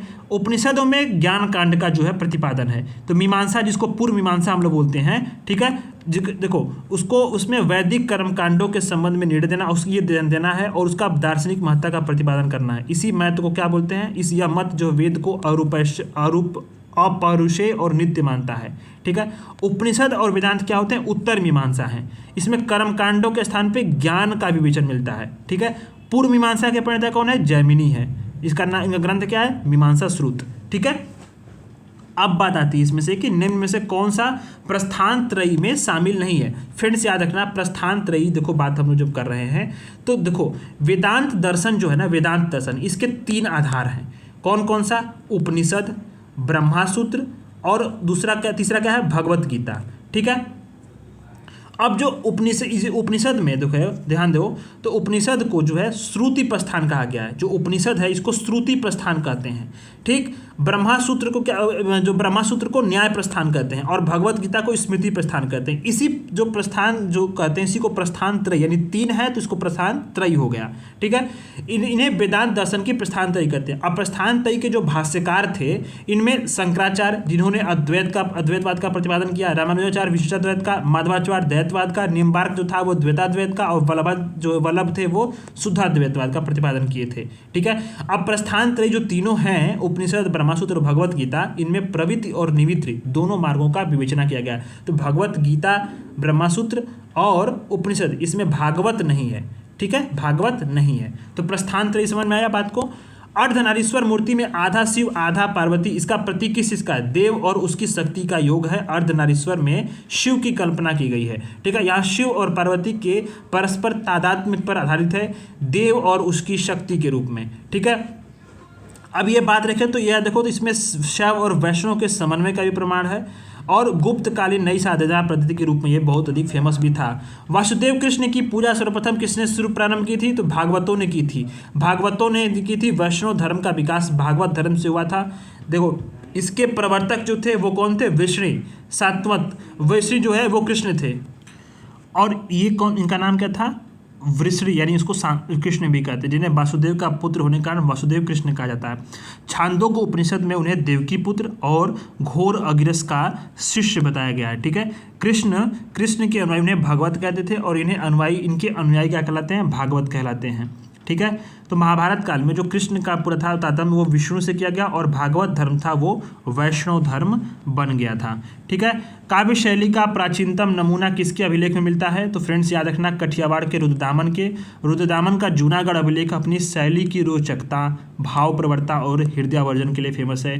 ठीक है, विशुद्ध संस्कृत में लिखा हुआ उसका लेख प्राचीनतम अभिलेख माना जाता है, गिरनार जिले में है। इसी में शक जो संवत में उत्कीर्ण किया गया था। ठीक है, गिरनार जिले में। अब शक संवत कौन है? तो 72 ईस्वी में। ठीक है, 72 ईस्वी में। अब बात आती है इसमें निम्न में से जोड़ों में से कौन सा जोड़ा सुमेलित नहीं है? तो रवि कीर्ति, भवभूति, हरिशेण और डांडी। तो याद रखना फ्रेंड्स, रवि कीर्ति जो है वो पुलकेशिन द्वितीय,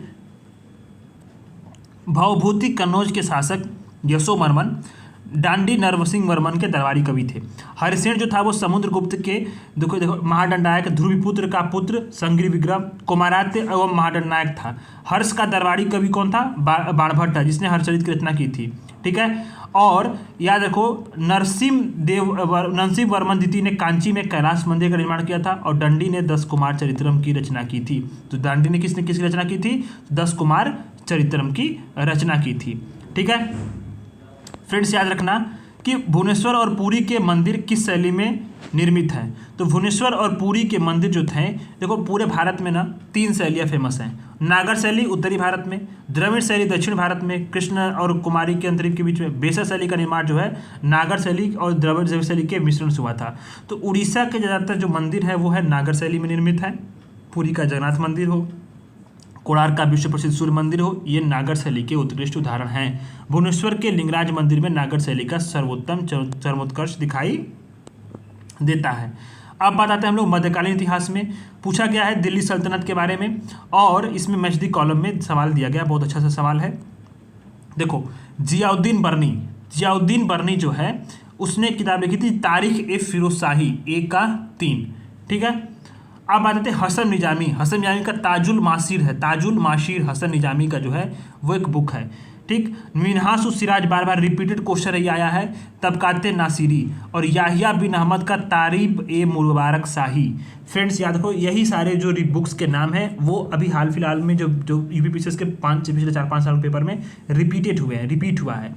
ठीक है, तो जियाउद्दीन बर्नी की किताब का क्या नाम है? तारीख ए फिरोज शाही।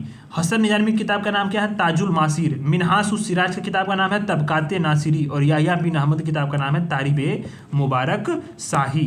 ठीक है, अब बात आती है इसमें कि फिरोज शाह तुगलक, बलबन, अलाउद्दीन। ठीक है, और इसके बाद जो है जहांगीर। ठीक, तो जहांगीर। अब इसके बाद इसमें देखो यहाँ पे मैचदी कॉलम में दिया है कि देखो इसमें याद रखना कि फिरोज शाह तुगलक जो था उसने नहरों का निर्माण कराया था। ठीक है, नहरों का निर्माण कराया था फिरोज शाह तुगलक। तो देखो 1 का 3 लगाते हो आप, तो 1 का 3 लगाने पे आपका पूरा ऑप्शंस जो है सब क्वेश्चन कर जाते हैं, और ये हो जाए। फिरोज शाह ने अनेक नहरों का निर्माण कराया था। बलबन ने ईरानी त्यौहार नवरोज को अपनाने की प्रथा की थी, और सिजदा और पैबोस की पद्धति को अपनाया था। तो फ्रेंड्स याद रखना, सिजदा पैबोस का पद्धति बहुत इंपॉर्टेंट है। कई बार पूछा गया इसमें कि किसने अपनाया था? तो बलबन ने अपनाया था। ठीक है, बलबन ने तुर्काल चहलगामी चालीसा जो थी उसको खत्म किया था, और इसके बाद अलाउद्दीन खिलजी ने बाजार नियंत्रण के लिए दीवाने रियासत नामक विभाग की स्थापना भी की थी। ब्रिटिश राजदूत sir Thomas Roe Mughal Jahangir के शासनकाल में उसके दरबार में व्यापारिक सुविधाओं की आशा से आया था। ठीक है, कथन कारण दिया है अलाउद्दीन खिलजी के दक्षिण अभियान धन प्राप्ति के अभियान थे। ठीक है, कारण वह दक्षिण जो कब्जे में करा नहीं, कब्जों में करना उसका प्रयास नहीं था। ठीक है, उसने ध्यान दो कि उसने जो है अलाउद्दीन जो है खिलजी पहला सुल्तान था, दक्षिण भारत को जीतने का प्रयास किया था। देवगिरी के शासक राजा रामचंद्र यादव को उसने जो है चढ़ाई की थी और उनको जो वहाँ पे उसने काफ़ी धन दौलत उसे प्राप्त हुआ था, काफ़ी धन दौलत। ठीक है, तो दक्षिण का अभियान जो था वो विस्तार न था बल्कि धन उपहार प्राप्त करने का जो है नतीजा था। और अलाउद्दीन ने दक्षिण के राज्यों पर कब्जे का प्रयास नहीं किया था बल्कि धन उपहार लेकर वापस लौट आया था। ठीक है फ्रेंड्स, तो राजा रामचंद्र यादव पे देवगिरी के शासक थे, उन पर जो है पहली बार आक्रमण जो है वो उधर दक्षिण भारत में अलाउद्दीन खिलजी ने पहला सुल्तान था जो किया था, तुर्क था। ठीक है, वही मतलब तुर्की आक्रमण के बाद से जो है बात की जा रही है। निम्न में से किस राजवंश के अंतर्गत विराजत का चरमोत्कर्ष हुआ? तो याद रखना विजारत का चरमोत्कर्ष किस राजवंश के अंतर्गत हो रहा है? Under which one of the following dynasty did the विजारत रिच इट्स क्लाइमेट्स? तो तुगलक काल में जो वजीर का दायित्व था केवल सैनिक विभाग तक नहीं था बल्कि याद रखना फिरोज के समय बहुत शिखर पे पहुंच चुका था और सबसे याद रखो कि ये पद का महत्व काफ़ी अधिक बढ़ चुका था, सबसे शक्तिशाली हो चुके थे। ठीक है, नसरुद्दीन महमूद के समय शांति व्यवस्था के लिए एक नया कार्यालय वकील ए सुल्तान की स्थापना हुई थी। तो फ्रेंड्स याद रखना कि नसरुद्दीन महमूद के समय में एक नया कार्यालय वकील ए सुल्तान की स्थापना हुई थी। वकील ए सुल्तान की स्थापना किसी काल में हुई थी? नसरुद्दीन महमूद की शांति काल में हुई थी, उसी समय हुआ था। किस बात के लिए? शांति व्यवस्था के लिए। ठीक है, यानी लॉ एंड ऑर्डर को चेक करने के लिए। अब बात आता है इसमें मैस्टिक कॉलम में कि देखो बहुत इंपॉर्टेंट है इसमें भू राजस्व वसूल करने की नई प्रणाली जो आईने दहसाला है। आईने दहसाला किसने शुरू किया था? तो अकबर ने शुरू किया था आईने दहसाला। ठीक है, ऑप्शन बी आपका होता है सही आंसर। 1580 में शुरू किया था। 1329 से 1330 के आसपास मोहम्मद बिन तुगलक ने तांबे या पीतल के सिक्कों के लिए सांकेतिक मुद्रा चलाया था। इल्तुतमिश ने 40 सरदारों के गुट को तुर्कान ए चिहलगामी का संगठन बनाया और शेर शाह ने सड़क निर्माण हेतु सड़क ए आजम विभाग की स्थापना भी की थी।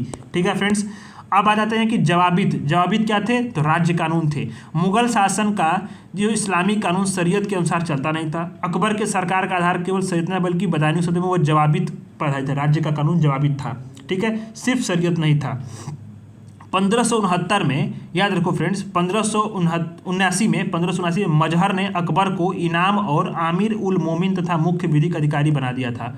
ठीक है, इसे कुरान के राज्य को आधारभूत मान्यता दी थी। ठीक है, उसने कुरान को राज्य का बेसिक लॉ की जो है उसने जो है वो पूरा मान्यता दे दी थी। और लेकिन याद रखो जवाबी जो था वो कानून पर आधारित था और यही जो था वो एक राज्य का कानून था, स्टेट लॉ था। ठीक है, और 1580 में आईने दहसाला जो है इसने शुरू की थी भू राजस्व को वसूलने की। अकबर ने एक नई प्रणाली उसके साल भर बाद शुरू की थी। ठीक है, राज्य के मामले में शिवाजी एक मंत्री परिषद से परामर्श लेते थे क्योंकि प्रत्येक मंत्री अपने विभाग का स्वतंत्र प्रभार रखता था। बिल्कुल गलत है, स्वतंत्र प्रभार नहीं रखता था। ठीक है फ्रेंड्स, अब बात करते हैं अष्टप्रधान की नियुक्ति हुई थी। ठीक है, परामर्श लेते थे लेकिन बाध्य नहीं थे। ठीक, अब बताते हैं मुगल साम्राज्य का विघटन और यूरोपीय वाणिज्य का प्रारंभ। पूछा गया कथन कारण में 1750 तक मराठा साम्राज्य पेशवा के दस्ता में एक परिसंघ बन गया था। कारण क्योंकि साहू के उत्तराधिकारी पेशवा के पर इच्छा पर निर्भर थे। बिल्कुल सही बात है। संगोला की संधि, मैं आपको संधि मराठा वाली पढ़ाई थी पिछले क्लास में। संगोला की संधि के बाद साहू के उत्तराधिकारियों की पेशवा के समक्ष कोई हैसियत नहीं थी। ठीक है, राजा राम द्वितीय के समय पेशवा बालाजी बाजीराव ही वास्तविक शासक था। ठीक, उसने मराठा सरदारों को स्वायत्तता भी दी थी। लेकिन याद रखो इसी समय शक्तिशाली मराठा सरदारों का उदय हुआ था लेकिन अपने आप को वे सभी पेशवा के अधीन समझते थे और पेशवा राज्य जो है उसका स्वरूप कैसा था? वो एक जो है परिसंघ की तरह था पूरा। निम्न में से कौन सा चतुराईपूर्ण निष्क्रियता की नीति से जुड़ा हुआ था? John Lawrence, sir John Lawrence जो था वायसराय बन के 1864 में आया था। भूटान पे इंपॉर्टेंट युद्ध हुआ था और 1565 में भूटानियों ने ब्रिटिश साम्राज्य पर आक्रमण कर दिया था, फिर समझौता हुआ था। अफगानिस्तान के संबंध में जो सर जॉन लॉरेंस जो था उसने अहस्तक्षेप की नीति का पालन किया था और शेर अली से दोस्ती की थी। तो इसलिए जो है निम्न में से कौन सा चतुराईपूर्ण निष्क्रियता नीति से जुड़ा हुआ है? तो वो है जॉन लॉरेंस। ठीक है, लॉर्ड मेयो 1869 में भारत का वायसराय बना था और इसने अफगानिस्तान के संदर्भ में लॉरेंस की जो नीति थी उसका समर्थन किया था। मेयो ने बजट के घाटे को कम कर दिया था। ठीक है, अब बात याद रखते इसमें देखो बजट के घाटे को कम कैसे किया था, तो आयकर की रेट को 1% से बढ़ा करके 2.5%, सीधे जो है वो 2.5 गुना कर दिया था। ठीक है। लॉर्ड कैनिंग भारत में कंपनी द्वारा नियुक्त अंतिम गवर्नर जनरल और ब्रिटिश साम्राज्य के अधीन नियुक्त प्रथम वायसराय था। इसी के समय 1857 का विद्रोह हुआ था। लॉर्ड विलियम बेंटिक के सुधारों में सर्वाधिक महत्वपूर्ण क्या है, सती प्रथा का अंत। ठीक है, सती प्रथा का अंत।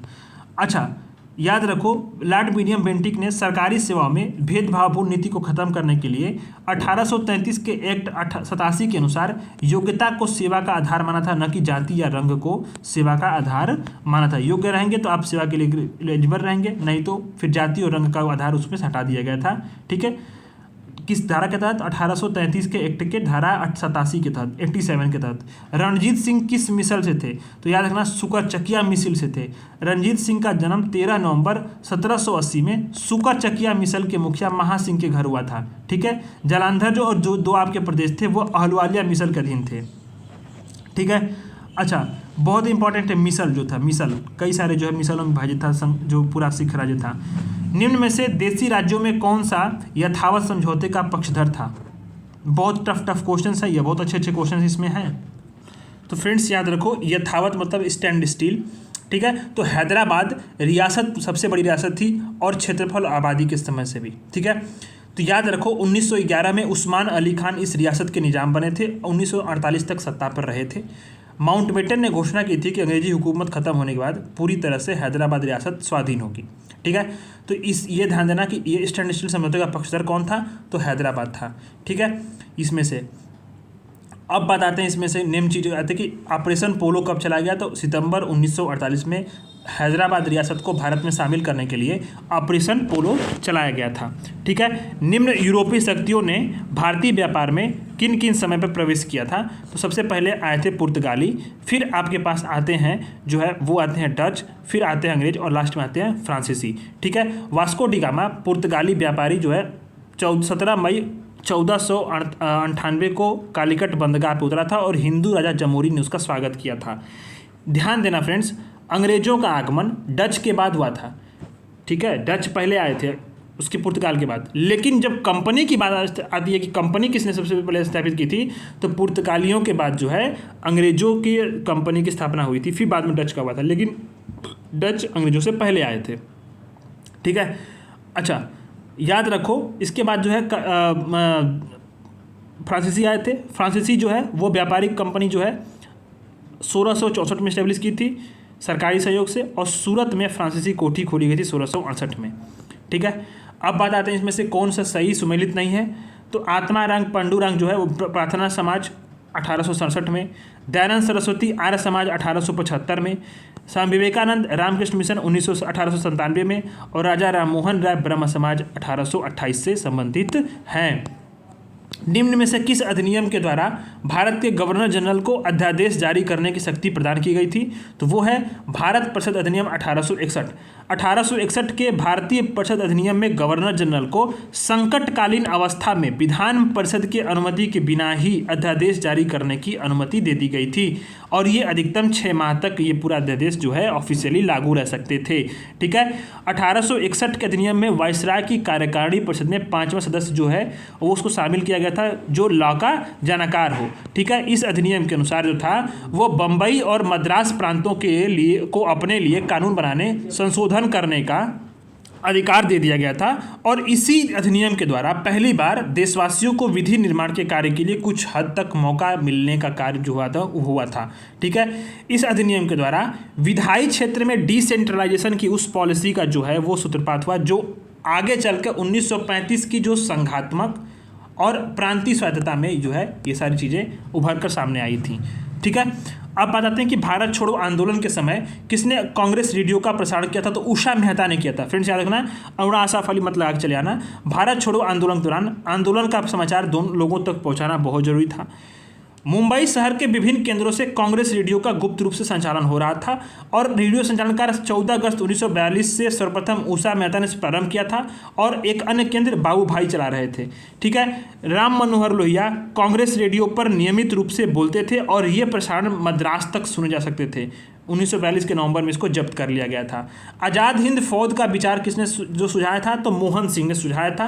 पहली बार आज़ाद हिंद फौज के गठन का श्रेय कैप्टन मोहन सिंह को जाता है। 15 दिसंबर 1942 को मलाया में उन्होंने आज़ाद हिंद फौज का गठन किया था। रास बिहारी बोस ने 28 मार्च 1942 को टोक्यो में भारतीय स्वतंत्रता लीग की स्थापना की थी। बहुत इंपॉर्टेंट है फ्रेंड्स, रास बिहारी बोस ने टोक्यो में भारतीय स्वतंत्रता लीग की स्थापना की थी। सुभाष चंद्र बोस को 4 जुलाई 1943 को रास बिहारी बोस ने इसको नेतृत्व भी दे दिया था।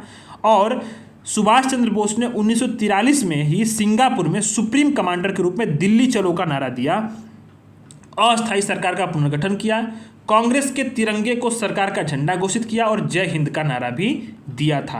ठीक है, सुभाष चंद्र बोस के त्यागपत्र के बाद भारतीय राष्ट्रीय कांग्रेस का अध्यक्ष कौन हुआ था फ्रेंड्स, तो याद रखना फ्रेंड्स, राजेंद्र प्रसाद जो थे, त्रिपुरी कांग्रेस अधिवेशन 1939 में अध्यक्ष पद पर सुभाष चंद्र बोस गांधी जी के उम्मीदवार से पट्टाभी सीतारामैया उसको हरा दिए थे, लेकिन कांग्रेस में हो गया था कलह, इस कारण से इस्तीफा दे दिया। और ध्यान देना कि 3 मई 1939 को फॉरवर्ड ब्लॉक की स्थापना की और उनकी जगह राजेंद्र प्रसाद को जो है कांग्रेस का अध्यक्ष चुना गया था। ठीक है, पत्रकार के कर्तव्य का निर्वहन करते हुए जेल जाने वाला प्रथम भारतीय कौन है, तो वो बाल गंगाधर तिलक हैं, जो ऐसे नेता थे जो 1897 में 2 अंग्रेजों की हत्या करने तथा चापेकर बंधुओं को उत्तेजित करने के लिए 18 माह का कड़े कारावास उनको मिला। फिर उन्होंने 1908 में केसरी में एक लेख लिखा था, उसी के आधार पर उनको राजद्रोह का दंड देकर के 6 वर्ष के लिए मांडले के जेल में भेज दिया गया था।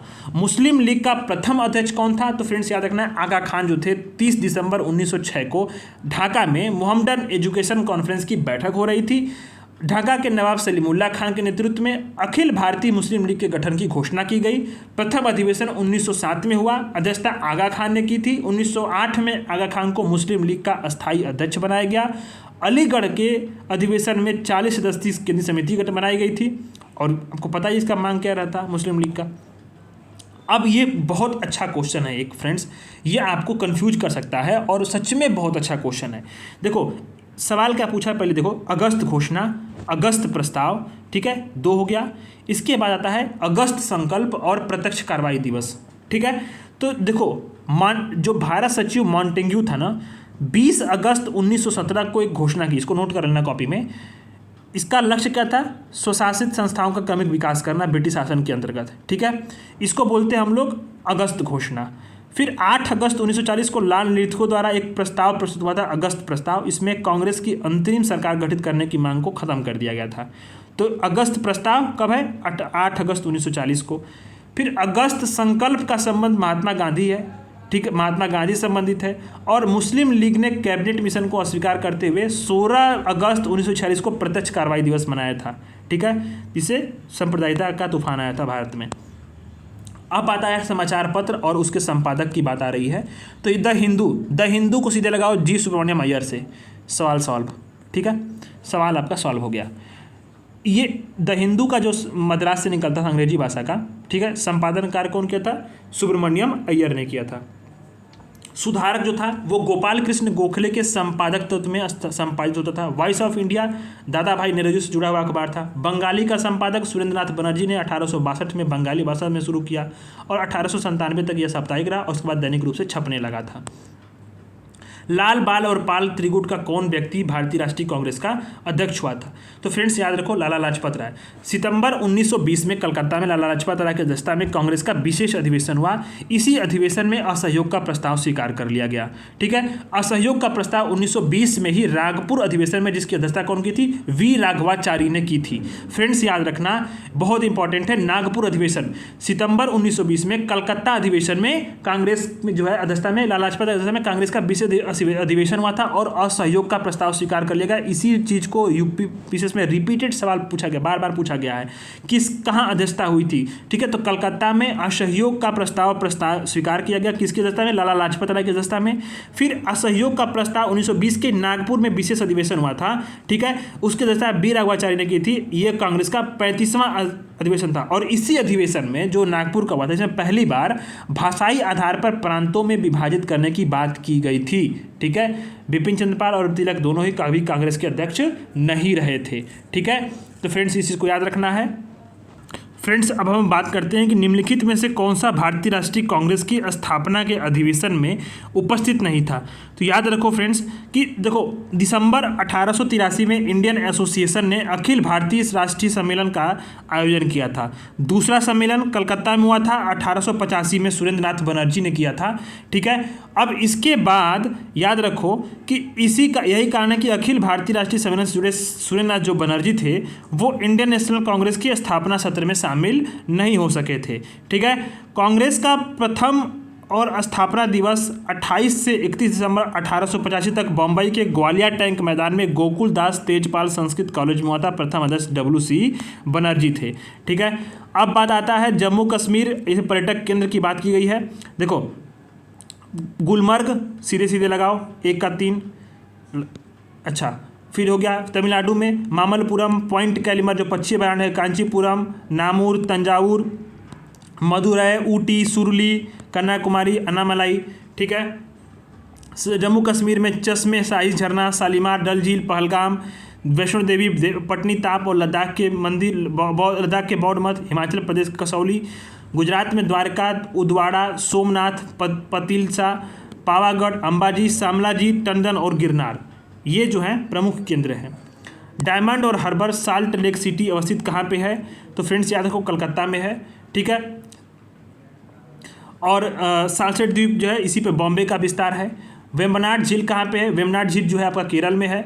वेम्बनाड और अष्टमुड़ी, आंध्र प्रदेश में कोलोरी झील है, उड़ीसा में चिल्का झील है, राजस्थान में पिछोला, सांभर, पुष्कर और पंचप्रदा है। पुलिकर झील आंध्र प्रदेश और तमिलनाडु की सीमा पर स्थित है। ठीक है, निम्न में से कौन सा सही सुमेलित नहीं है? तो फ्रेंड्स याद रखो, चेन्नई भारत का सबसे गहरा पत्थर नहीं है बल्कि ये है विशाखापट्टनम है। फ्रेंड्स जो है विशाखापट्टनम सबसे गहरा प्राकृतिक बंदरगाह है। ठीक है, बॉम्बे देश का सबसे बड़ा बंदरगाह है। कांडला गुजरात का ज्वारी पत्थर है। और चेन्नई जो है तीसरा सबसे बड़ा है, लेकिन ये कृत्रिम बंदरगाह है। ठीक है, सबसे पुराना बंदरगाह कहते हैं इसको, पूर्वी तट पे। वायुमंडल में ओजोन परत क्या करती है? तो पराबैंगनी विकिरण से पृथ्वी पर जीवन की रक्षा करती है। Protect the life on earth from the ultra violet radiations. ठीक है, अल्ट्रा वायलेट रेडिएशन से पृथ्वी पर जीवन की रक्षा करती है। पृथ्वी से निकटतम दूरी पर स्थित ग्रह कौन सा है? वो है शुक्र। ठीक है, अब बात आते हैं हम लोग नेक्स्ट, उत्तरी गोलार्ध में कर्क संक्रांति के समय 12 घंटे का दिन कब होता है? तो वो होता है विषुवत रेखा पे। विषुवत रेखा पे जो है दिन का समय जो होता है और रात का वो बराबर होता है 12-12 घंटे पे संपूर्ण वर्ष का। ठीक है, संपूर्ण विश्व की बात करते हैं तो 21 मार्च और 23 सितंबर को दिन रात बराबर होते हैं। ठीक है, अब बात आती है कि ओजोन लेयर कहाँ पे होती है? तो स्ट्रेटोस्फीयर में होती है।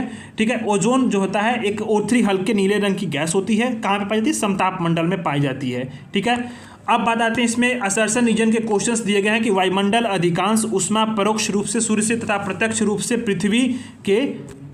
पृथ्वी के धरातल से प्राप्त करता है। तो कारण दिया है, रीजन दिया है कि पृथ्वी के धरातल पर लघु सौर तरंगे पार्थिव ऊर्जा तथा लंबी तरंगों में परिणत होती हैं। बिल्कुल सही है। देखो कैसे, जो वायुमंडल जो होता है वो ऊष्मा जो होती है, वायुमंडल अधिकांश ऊष्मा परोक्ष रूप से सूर्य से इनडायरेक्टली और डायरेक्टली पृथ्वी के सरफेस से प्राप्त करता है। कैसे?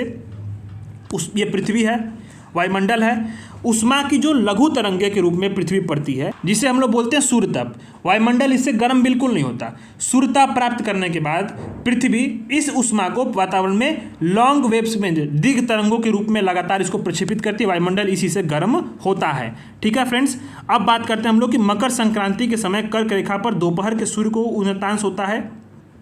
तो याद रखो कैसे, देखो 66.5 डिग्री। कैसे? पृथ्वी अपने अक्ष पर कितना झुकी है?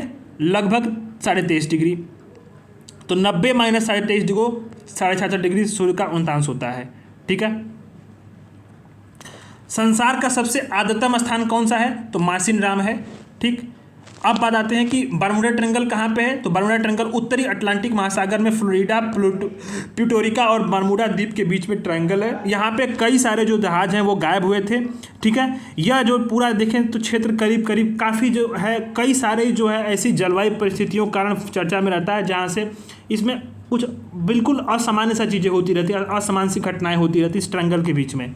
ठीक है, अब आ जाते हैं विश्व में लौह उत्पादन का जो डेटा है वो अपडेटेड मैं दूंगा। ये अब जो आउटडेटेड डेटा नहीं पढ़ना आपको। लौह के प्रमुख अयस्क कौन से हैं? मैग्नेटाइट, हेमेटाइट, लिमोनाइट, सिडराइट और पाइराइट हैं। ठीक है, बॉक्साइट किसका अयस्क है, इसकी बात करते हैं हम लोग, तो एल्युमिनियम का अयस्क है। एल्युमिनियम का अयस्क कौन सा मुख्य अयस्क, बॉक्साइट है। सीसा कौन सा, गैलेना है।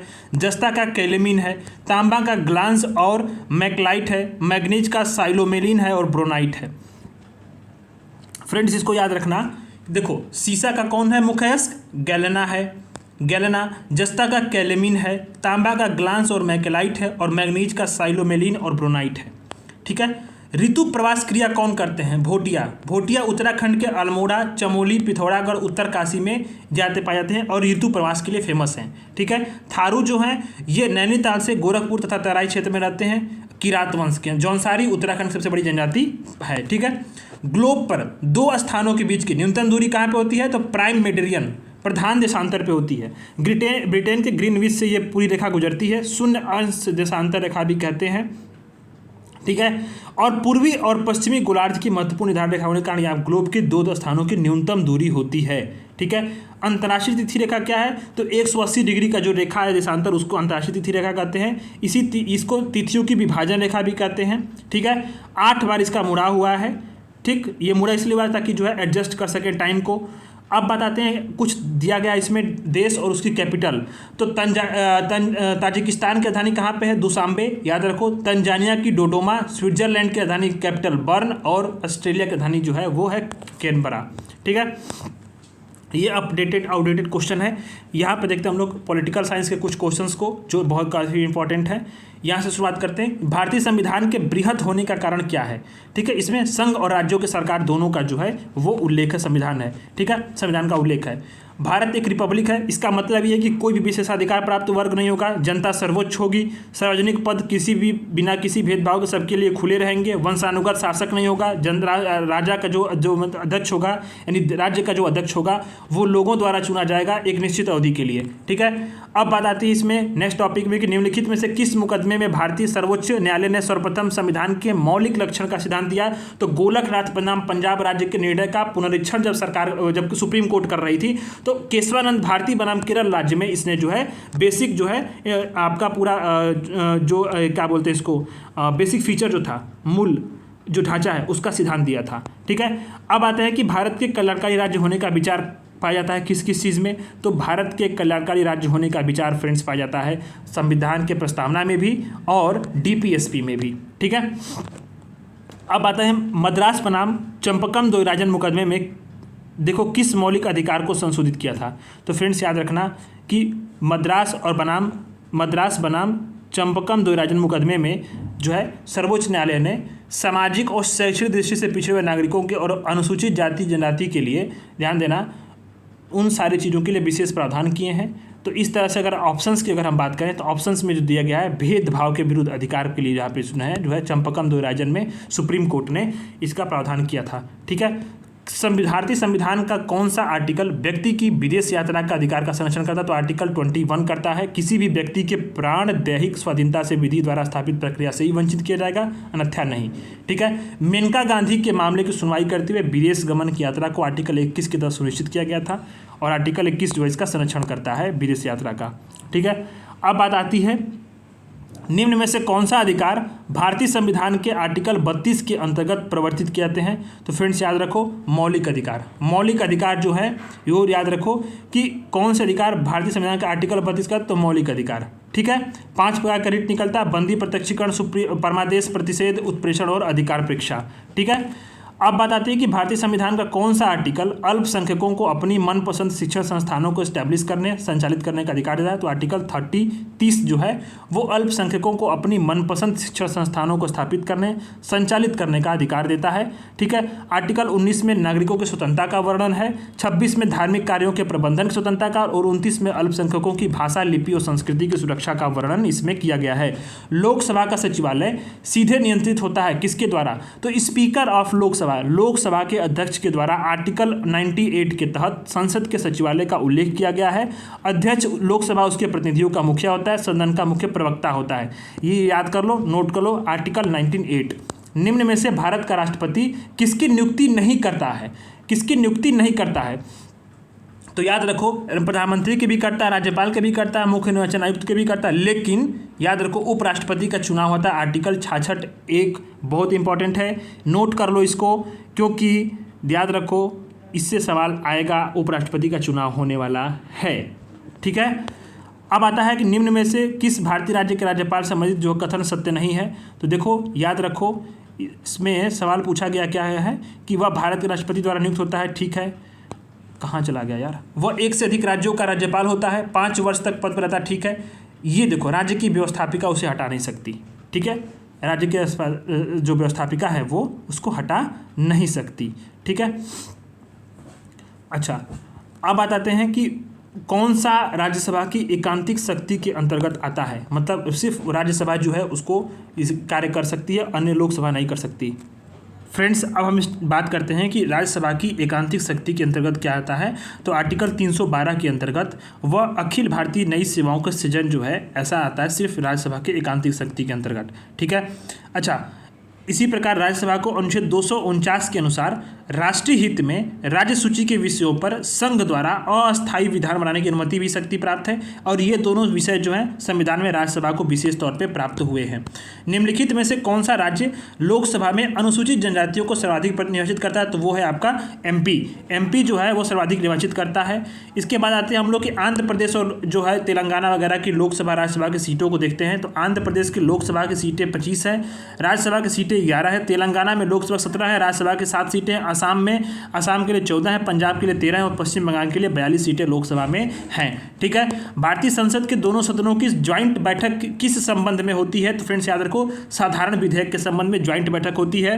ठीक है, दोनों सदनों की। अगर ऐसा मान लो कोई विधेयक सदन द्वारा पारित कर दिया गया हो, दूसरे सदन में भेजा गया हो, दूसरा सदन विधेयक को अस्वीकार कर दे, तो विधेयक द्वारा किए जाने वाले संशोधन पे दोनों सदन असहमत है, तो दूसरा सदन जो होगा विधेयक को 6 महीने अपने पास या रोक के रखता। तो दोनों कंडीशन में होता क्या है, राष्ट्रपति आर्टिकल 108 याद कर लो, आर्टिकल 108 रिपीटेड आएगा आपको। ठीक है, तो आर्टिकल 108 जो है ये इसके अनुसार दोनों सदनों की ज्वाइंट बैठक उसको बुला सकता है। ठीक है, 3 बार बैठक कैसी हुई है, एक दहेज प्रतिषेध अधिनियम 1960 में, बैंक सेवायोग विधेयक और आतंकवाद निवारक विधेयक में 3 बार ऐसा विधेयक हुआ है। ठीक है, जम्मू कश्मीर का सदर ए रियासत पदनाम बदला कब गया था, तो याद रखो राज्य की कार्यपालिका के प्रधान को 1965 में सदर ए रियासत बोलते थे। ठीक है, आता है कि भारतीय संविधान की 7वीं अनुसूची के अंतर्गत निम्न में से किसका उल्लेख है। देखो फ्रेंड्स याद रखो संघ सूची, राज्य सूची, समवर्ती सूची बहुत इंपॉर्टेंट है। इसमें सूची में जो नाम उल्लेख है, फैक्चुअल डेटा कैसे, देखो रेल जो है वो आपका संघ सूची में आता है, लेकिन रेलवे पुलिस क्या है आपकी राज्य सूची में आती है। ठीक है, रक्षा संघ सूची में रक्षा उद्योग, रेल, डाकघर, बैंकिंग और बीमा। राज्य सूची में लोक व्यवस्था, पुलिस, रेलवे पुलिस, लोक स्वास्थ्य, कारागार, विद्युत पकड़। समवर्ती सूची में फ्रेंड्स वन, शिक्षा, नापतौल, दंड विधि, जैसे आईपीसी के जगह पे जो है भारतीय न्याय संहिता आई। ठीक है, बीएनएस एक्ट, तो ये दंड विधि, कारखाने और विद्युत, ये क्या है समवर्ती सूची में आते हैं। ठीक है फ्रेंड्स, विद्युत पर कर जो है टैक्स वो आता है राज्य सूची, लेकिन विद्युत जो है वो समवर्ती सूची में। तो इस तरह से डिफरेंस याद रखना, रिपीटेड सवाल आएंगे इस पे। ठीक है, अब आता है कि संविधान के किस अनुच्छेद में विभिन्न राज्यों संबंधी विशिष्ट प्रावधान है, तो आर्टिकल 371 के तहत जो है विशिष्ट प्रावधान है। जैसे देखो आर्टिकल 371 महाराष्ट्र और गुजरात की बोलता है, क जो है नागालैंड, ख जो है असम, सी जो है आर्टिकल यानी ग जो है वो मणिपुर, घ जो है आंध्र प्रदेश और तेलंगाना। इसी तरह से सिक्किम वगैरह पे भी आगे बढ़ता जाता है। ठीक है, सेवानिवृत्त होने के पश्चात सुप्रीम कोर्ट के जो जज हैं वकालत कहाँ कर सकते, कहीं नहीं कर सकते, ये उनको मना है, वर्जित है। संविधान के भाग 5 में आर्टिकल 124 से 147 तक सुप्रीम कोर्ट के गठन, स्वतंत्रता, न्याय क्षेत्र और उनके पावर का उल्लेख किया गया है। सुप्रीम कोर्ट की संख्या कितनी हो चुकी है, 34 हो चुकी है सुप्रीम कोर्ट जजों की। उच्च न्यायालय के परमादेश जारी करने की शक्ति के अंतर्गत सभी कुछ आता है। देखो सुप्रीम कोर्ट आर्टिकल 32 के तहत परमादेश जारी केवल मौलिक अधिकार के क्षेत्र में करता है, लेकिन उच्च न्यायालय देखो ये पूरा जो परमादेश जारी करने का अधिकार है, मौलिक अधिकार, संवैधानिक अधिकार, सांविधिक अधिकार तीनों प्राप्त होते हैं। ठीक है, भारत की 7वीं अनुसूची के अंतर्गत संघ सूची में किसका उल्लेख नहीं, फिर पूछा वही चीज़। तो देखो इसमें देखो याद रखो कि इसमें गैस कौन सा जो है ये आपका जो है, ये समझो कि गैस जो है, ये क्वेश्चन पूछा गया है कि किसके अंतर्गत जो है संघ सूची में शामिल है। तो गैस जो है वो आपका संघ सूची में शामिल नहीं है। संघ सूची के अंतर्गत कौन कौन सा है? प्रतिरक्षा, विदेश कार्य, बैंककारी, बीमा, करेंसी, सिक्के, जनगणना, ठीक है, बैंकिंग संघ के शुल्क और कर। राज्य सूची में क्या है? लोक व्यवस्था, पुलिस व्यवस्था, लोक स्वास्थ्य, कृषि, वन, मत्स्यिकी। और सम्मति सूची में दांडिक, विधि प्रक्रिया, सिविल प्रक्रिया, प्रक्रिया विवाह, संविदा, श्रम कल्याण, शिक्षा और गैस, ये विषय जो है वो आते हैं आपके, जो है क्या आते हैं? सम्मति सूची में आते हैं। ठीक है, अब आते हैं हम लोग अर्थव्यवस्था। अर्थव्यवस्था को छोड़ दीजिए, ये बिल्कुल आउटडेटेड क्वेश्चन है। देखो 1997 में लकड़वाला समिति बनाई गई थी। लकड़वाला फार्मूला जो गरीबी के लिए था। ठीक है, बस ये इसमें से कुछ नहीं पढ़ना है। अब आते हैं हम लोग की 9वीं पंचवर्षीय योजना के लिए निम्न में से कौन सा पूंजी अनुपात, इसमें हमें बिल्कुल नहीं पढ़ना। हमें पढ़ना क्या है कि 8वीं पंचवर्षीय योजना का मुख्य मुद्दा क्या था? मुख्य मुद्दा जो है याद रखो कि मानव विकास था, ह्यूमन डेवलपमेंट जो था 8वीं पंचवर्षीय योजना का मुख्य मुद्दा था। 9वीं पंचवर्षीय योजना में तीव्र आर्थिक समृद्धि और जीवन की गुणवत्ता के सुधार के बीच में समन्वय को, संबंध को जो है स्वीकार किया गया था। मीरा सेठ समिति का संबंध किससे था? बहुत इंपॉर्टेंट है मीरा सेठ समिति। तो मीरा सेठ समिति का संबंध था हथकरघे के विकास में आने वाली जो भी बाधाएं हैं, चैलेंजेस है, उसके समस्याओं का आकलन करना, उसके समाधान के लिए उपाय सुझाना। ये समिति जो थी 1997 में अपनी रिपोर्ट दी थी।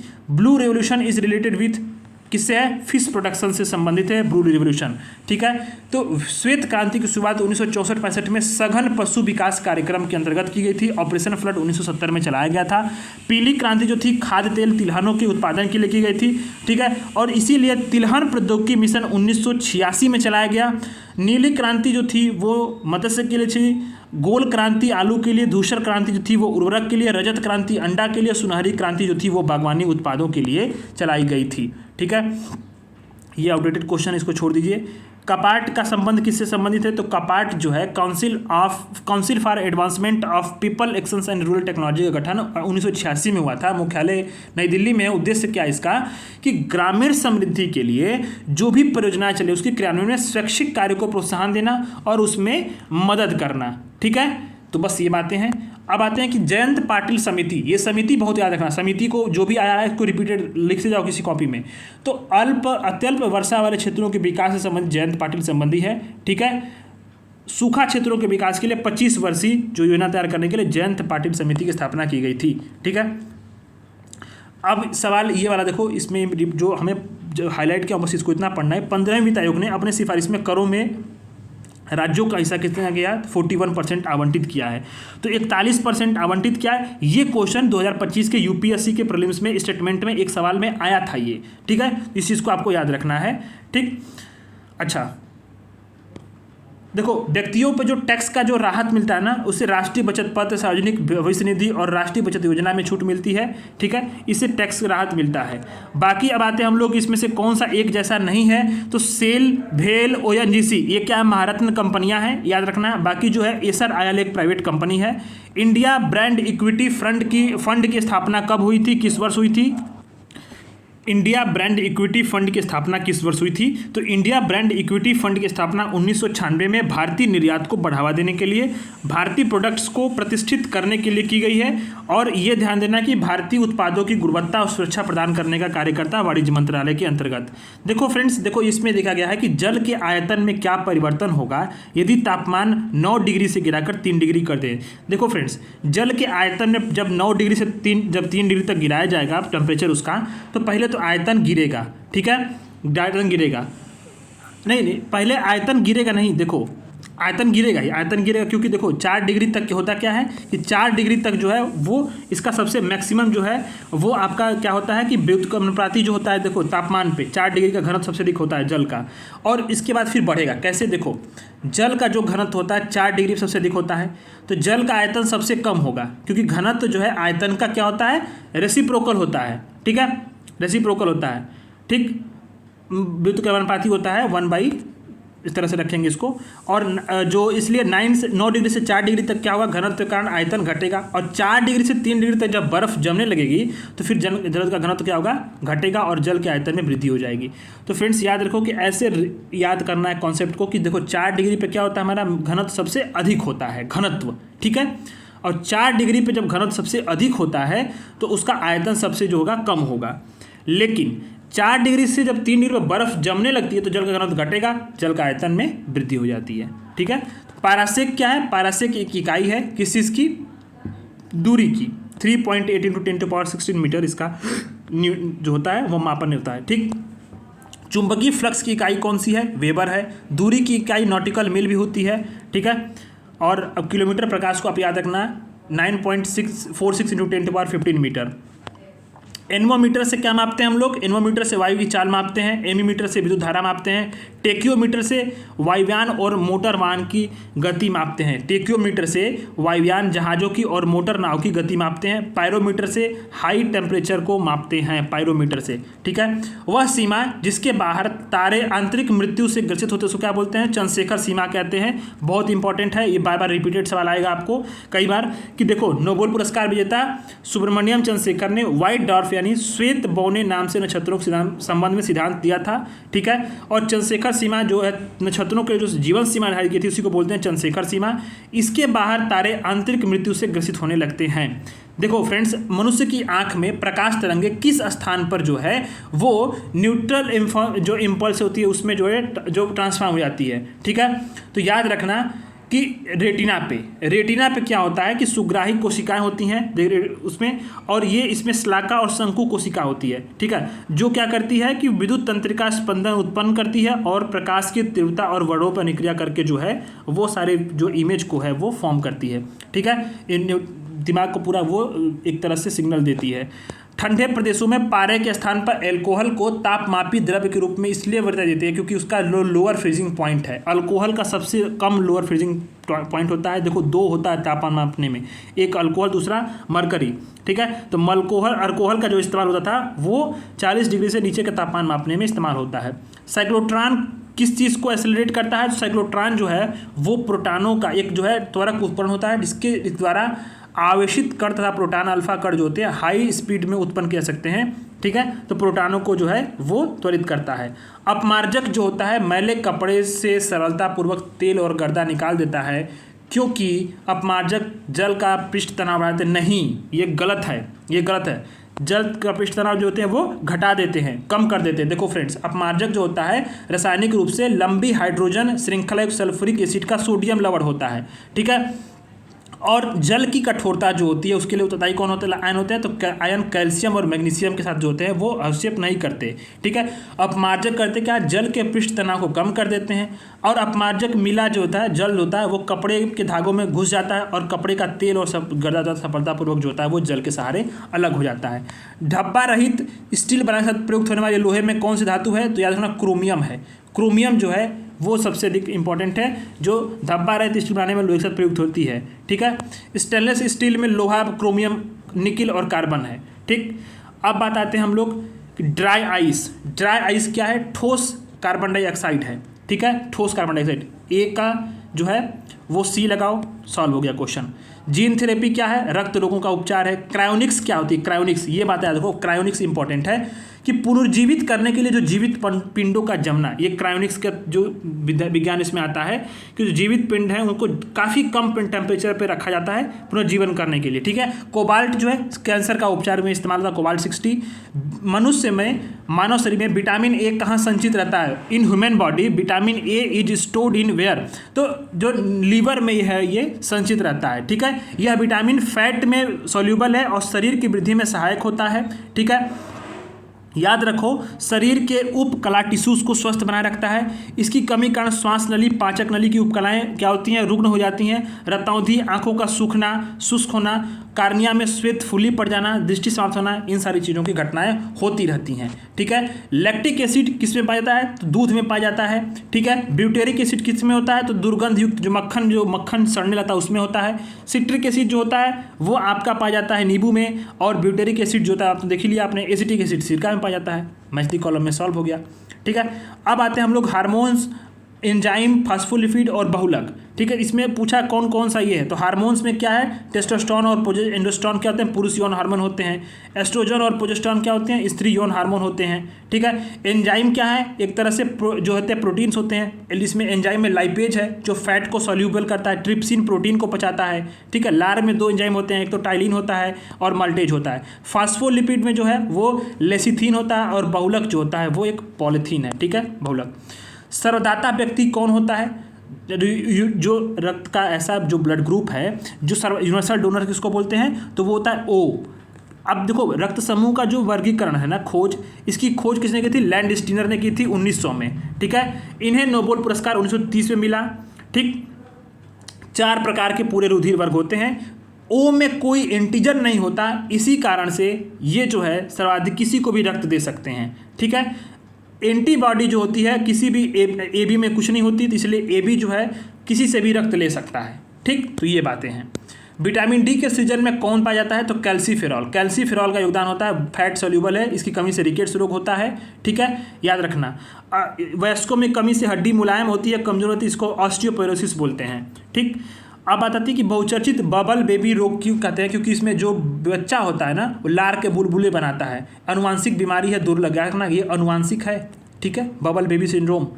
ठीक, अब बात आते हैं हम लोग गाय और भैंस के थन में दूध उतारने के लिए किस प्रकार की हार्मोन की सुई लगाती है। फ्रेंड्स याद रखना, ये हार्मोन जो है शहरों में, अब तो छोटे छोटे शहरों में भी फैल चुका है। जो दूध आप खरीदते हैं इसमें मैक्सिमम जो दूध जो आपको होता है ना कि हम दूध जो होंगे अपने सामने दुहवा कर ले रहे हैं, वो हार्मोन की सुई भी उसको दी जाती है।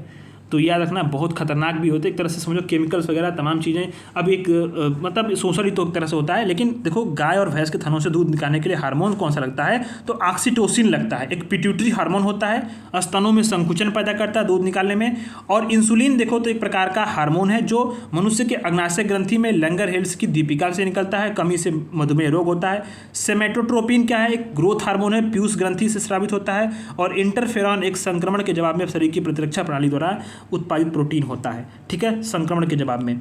ठीक है, अब कौन सा संक्रमित मच्छर काटने से नहीं होता है संक्रमण जो, ठीक है, तो याद रखो प्लेग। प्लेग क्या, छुआछूत की बीमारी है, बैक्टीरिया से फैलता है। कौन सा बैक्टीरिया है, पास्चुला पेस्टिस, पास्चुरेला पेस्टिस। याद रखो बैक्टीरिया से फैलता है कौन, प्लेग। ठीक है, याद रखना।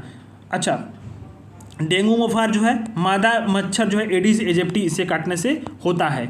बायोजेक्टर होता क्या है, बायोजेक्टर तो देखो पेनलेस नीडललेस इंजेक्टर होता है, पेनलेस नीडललेस इंजेक्टर होता है बायोजेक्टर। होता क्या है कि इसमें मरीज में इंजेक्शन के माध्यम से एथिलीन डाइएमाइन टेट्राएसिड एसिटिक एसिड का प्रयोग करते हैं, जिसके कारण से यह जो अम्ल होता है रक्त धमनी में जो रुकावट पड़ने वाले कोलेस्ट्रॉल होते हैं, कैल्शियम होते हैं, शरीर से बाहर निकालकर मनुष्य को जीवनदान देता है।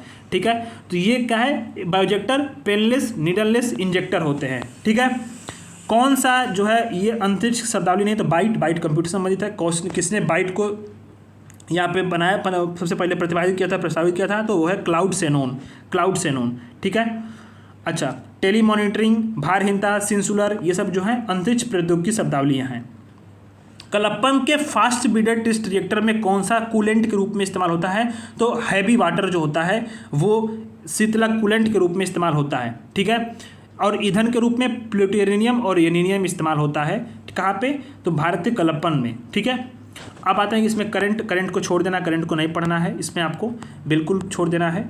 अब देखो यहाँ पे आते हैं हम लोग नेक्स्ट, संगम योजना। संगम योजना पुरानी योजनाओं को पूछता है यूपीपीसीएस। फ्रेंड्स आपने 2024 के पेपर में देखा होगा, पुरानी योजनाओं को कई बार पूछा था, क्रम से लगाने के लिए पूछ दिया था। ठीक है, तो संगम योजना की शुरुआत जो है 1996 में की गई थी। क्या था, ग्रामीण क्षेत्र में जो विकलांग व्यक्ति हैं उनको समूह में संगठित किया जाएगा। ठीक है, और उन्हें आर्थिक सहायता देने की बात यहाँ पे की गई थी। ठीक है, अब आते हैं इसमें कि तारों के कारण घटित आकाशीय परिघटना कौन सी है, तो कृष्ण छिद्र। ठीक है, कृष्ण विवर क्या होता है, ऐसा स्थान होता है जहाँ गुरुत्वाकर्षण इतना अधिक होता है कि प्रकाश का प्रवर्तन या किसी वस्तु का पलायन वहाँ से हो ही नहीं सकता, तो ब्लैक होल। ठीक है, इसका निर्माण तब होता है न्यूट्रॉन तारे में द्रव्यमान एक स्थान पर कंसंट्रेट हो जाए या उसकी मृत्यु हो रही हो। कामराज प्लान क्या था, कामराज प्लान था इंडियन नेशनल कांग्रेस जो था, जो राष्ट्र कांग्रेस पार्टी, उसको जीवित करने के लिए कामराज ने 1960 के दशक में जो पार्टी के नेताओं को अलग तरह बोला था कि आप इस्तीफा दे दीजिए, अलग तरह से पार्टी का गठन होगा, ये कामराज प्लान था। तो इसमें बहुत इंपॉर्टेंट नहीं है, आउटडेटेड, इसको छोड़ दो। ठीक है, इस तरह से हमने आज की क्लास में 1996 और 1997 के प्रीवियस ईयर पेपर्स को हमने सॉल्व कर लिया है। अब इसके बाद बचा है 1999, 98, 99। फिर इसी तरह से हम लोग एक एक दिन में 2-2 पेपर सॉल्व करते जाएंगे। तो फ्रेंड्स, मैं आपको बता रहा हूँ 5 तारीख से पहले ही आपका जो है पूरा जो कंप्लीट हो जाएगा प्रीवियस ईयर क्वेश्चन यूपीपीसीएस का। ठीक है फ्रेंड्स, धन्यवाद।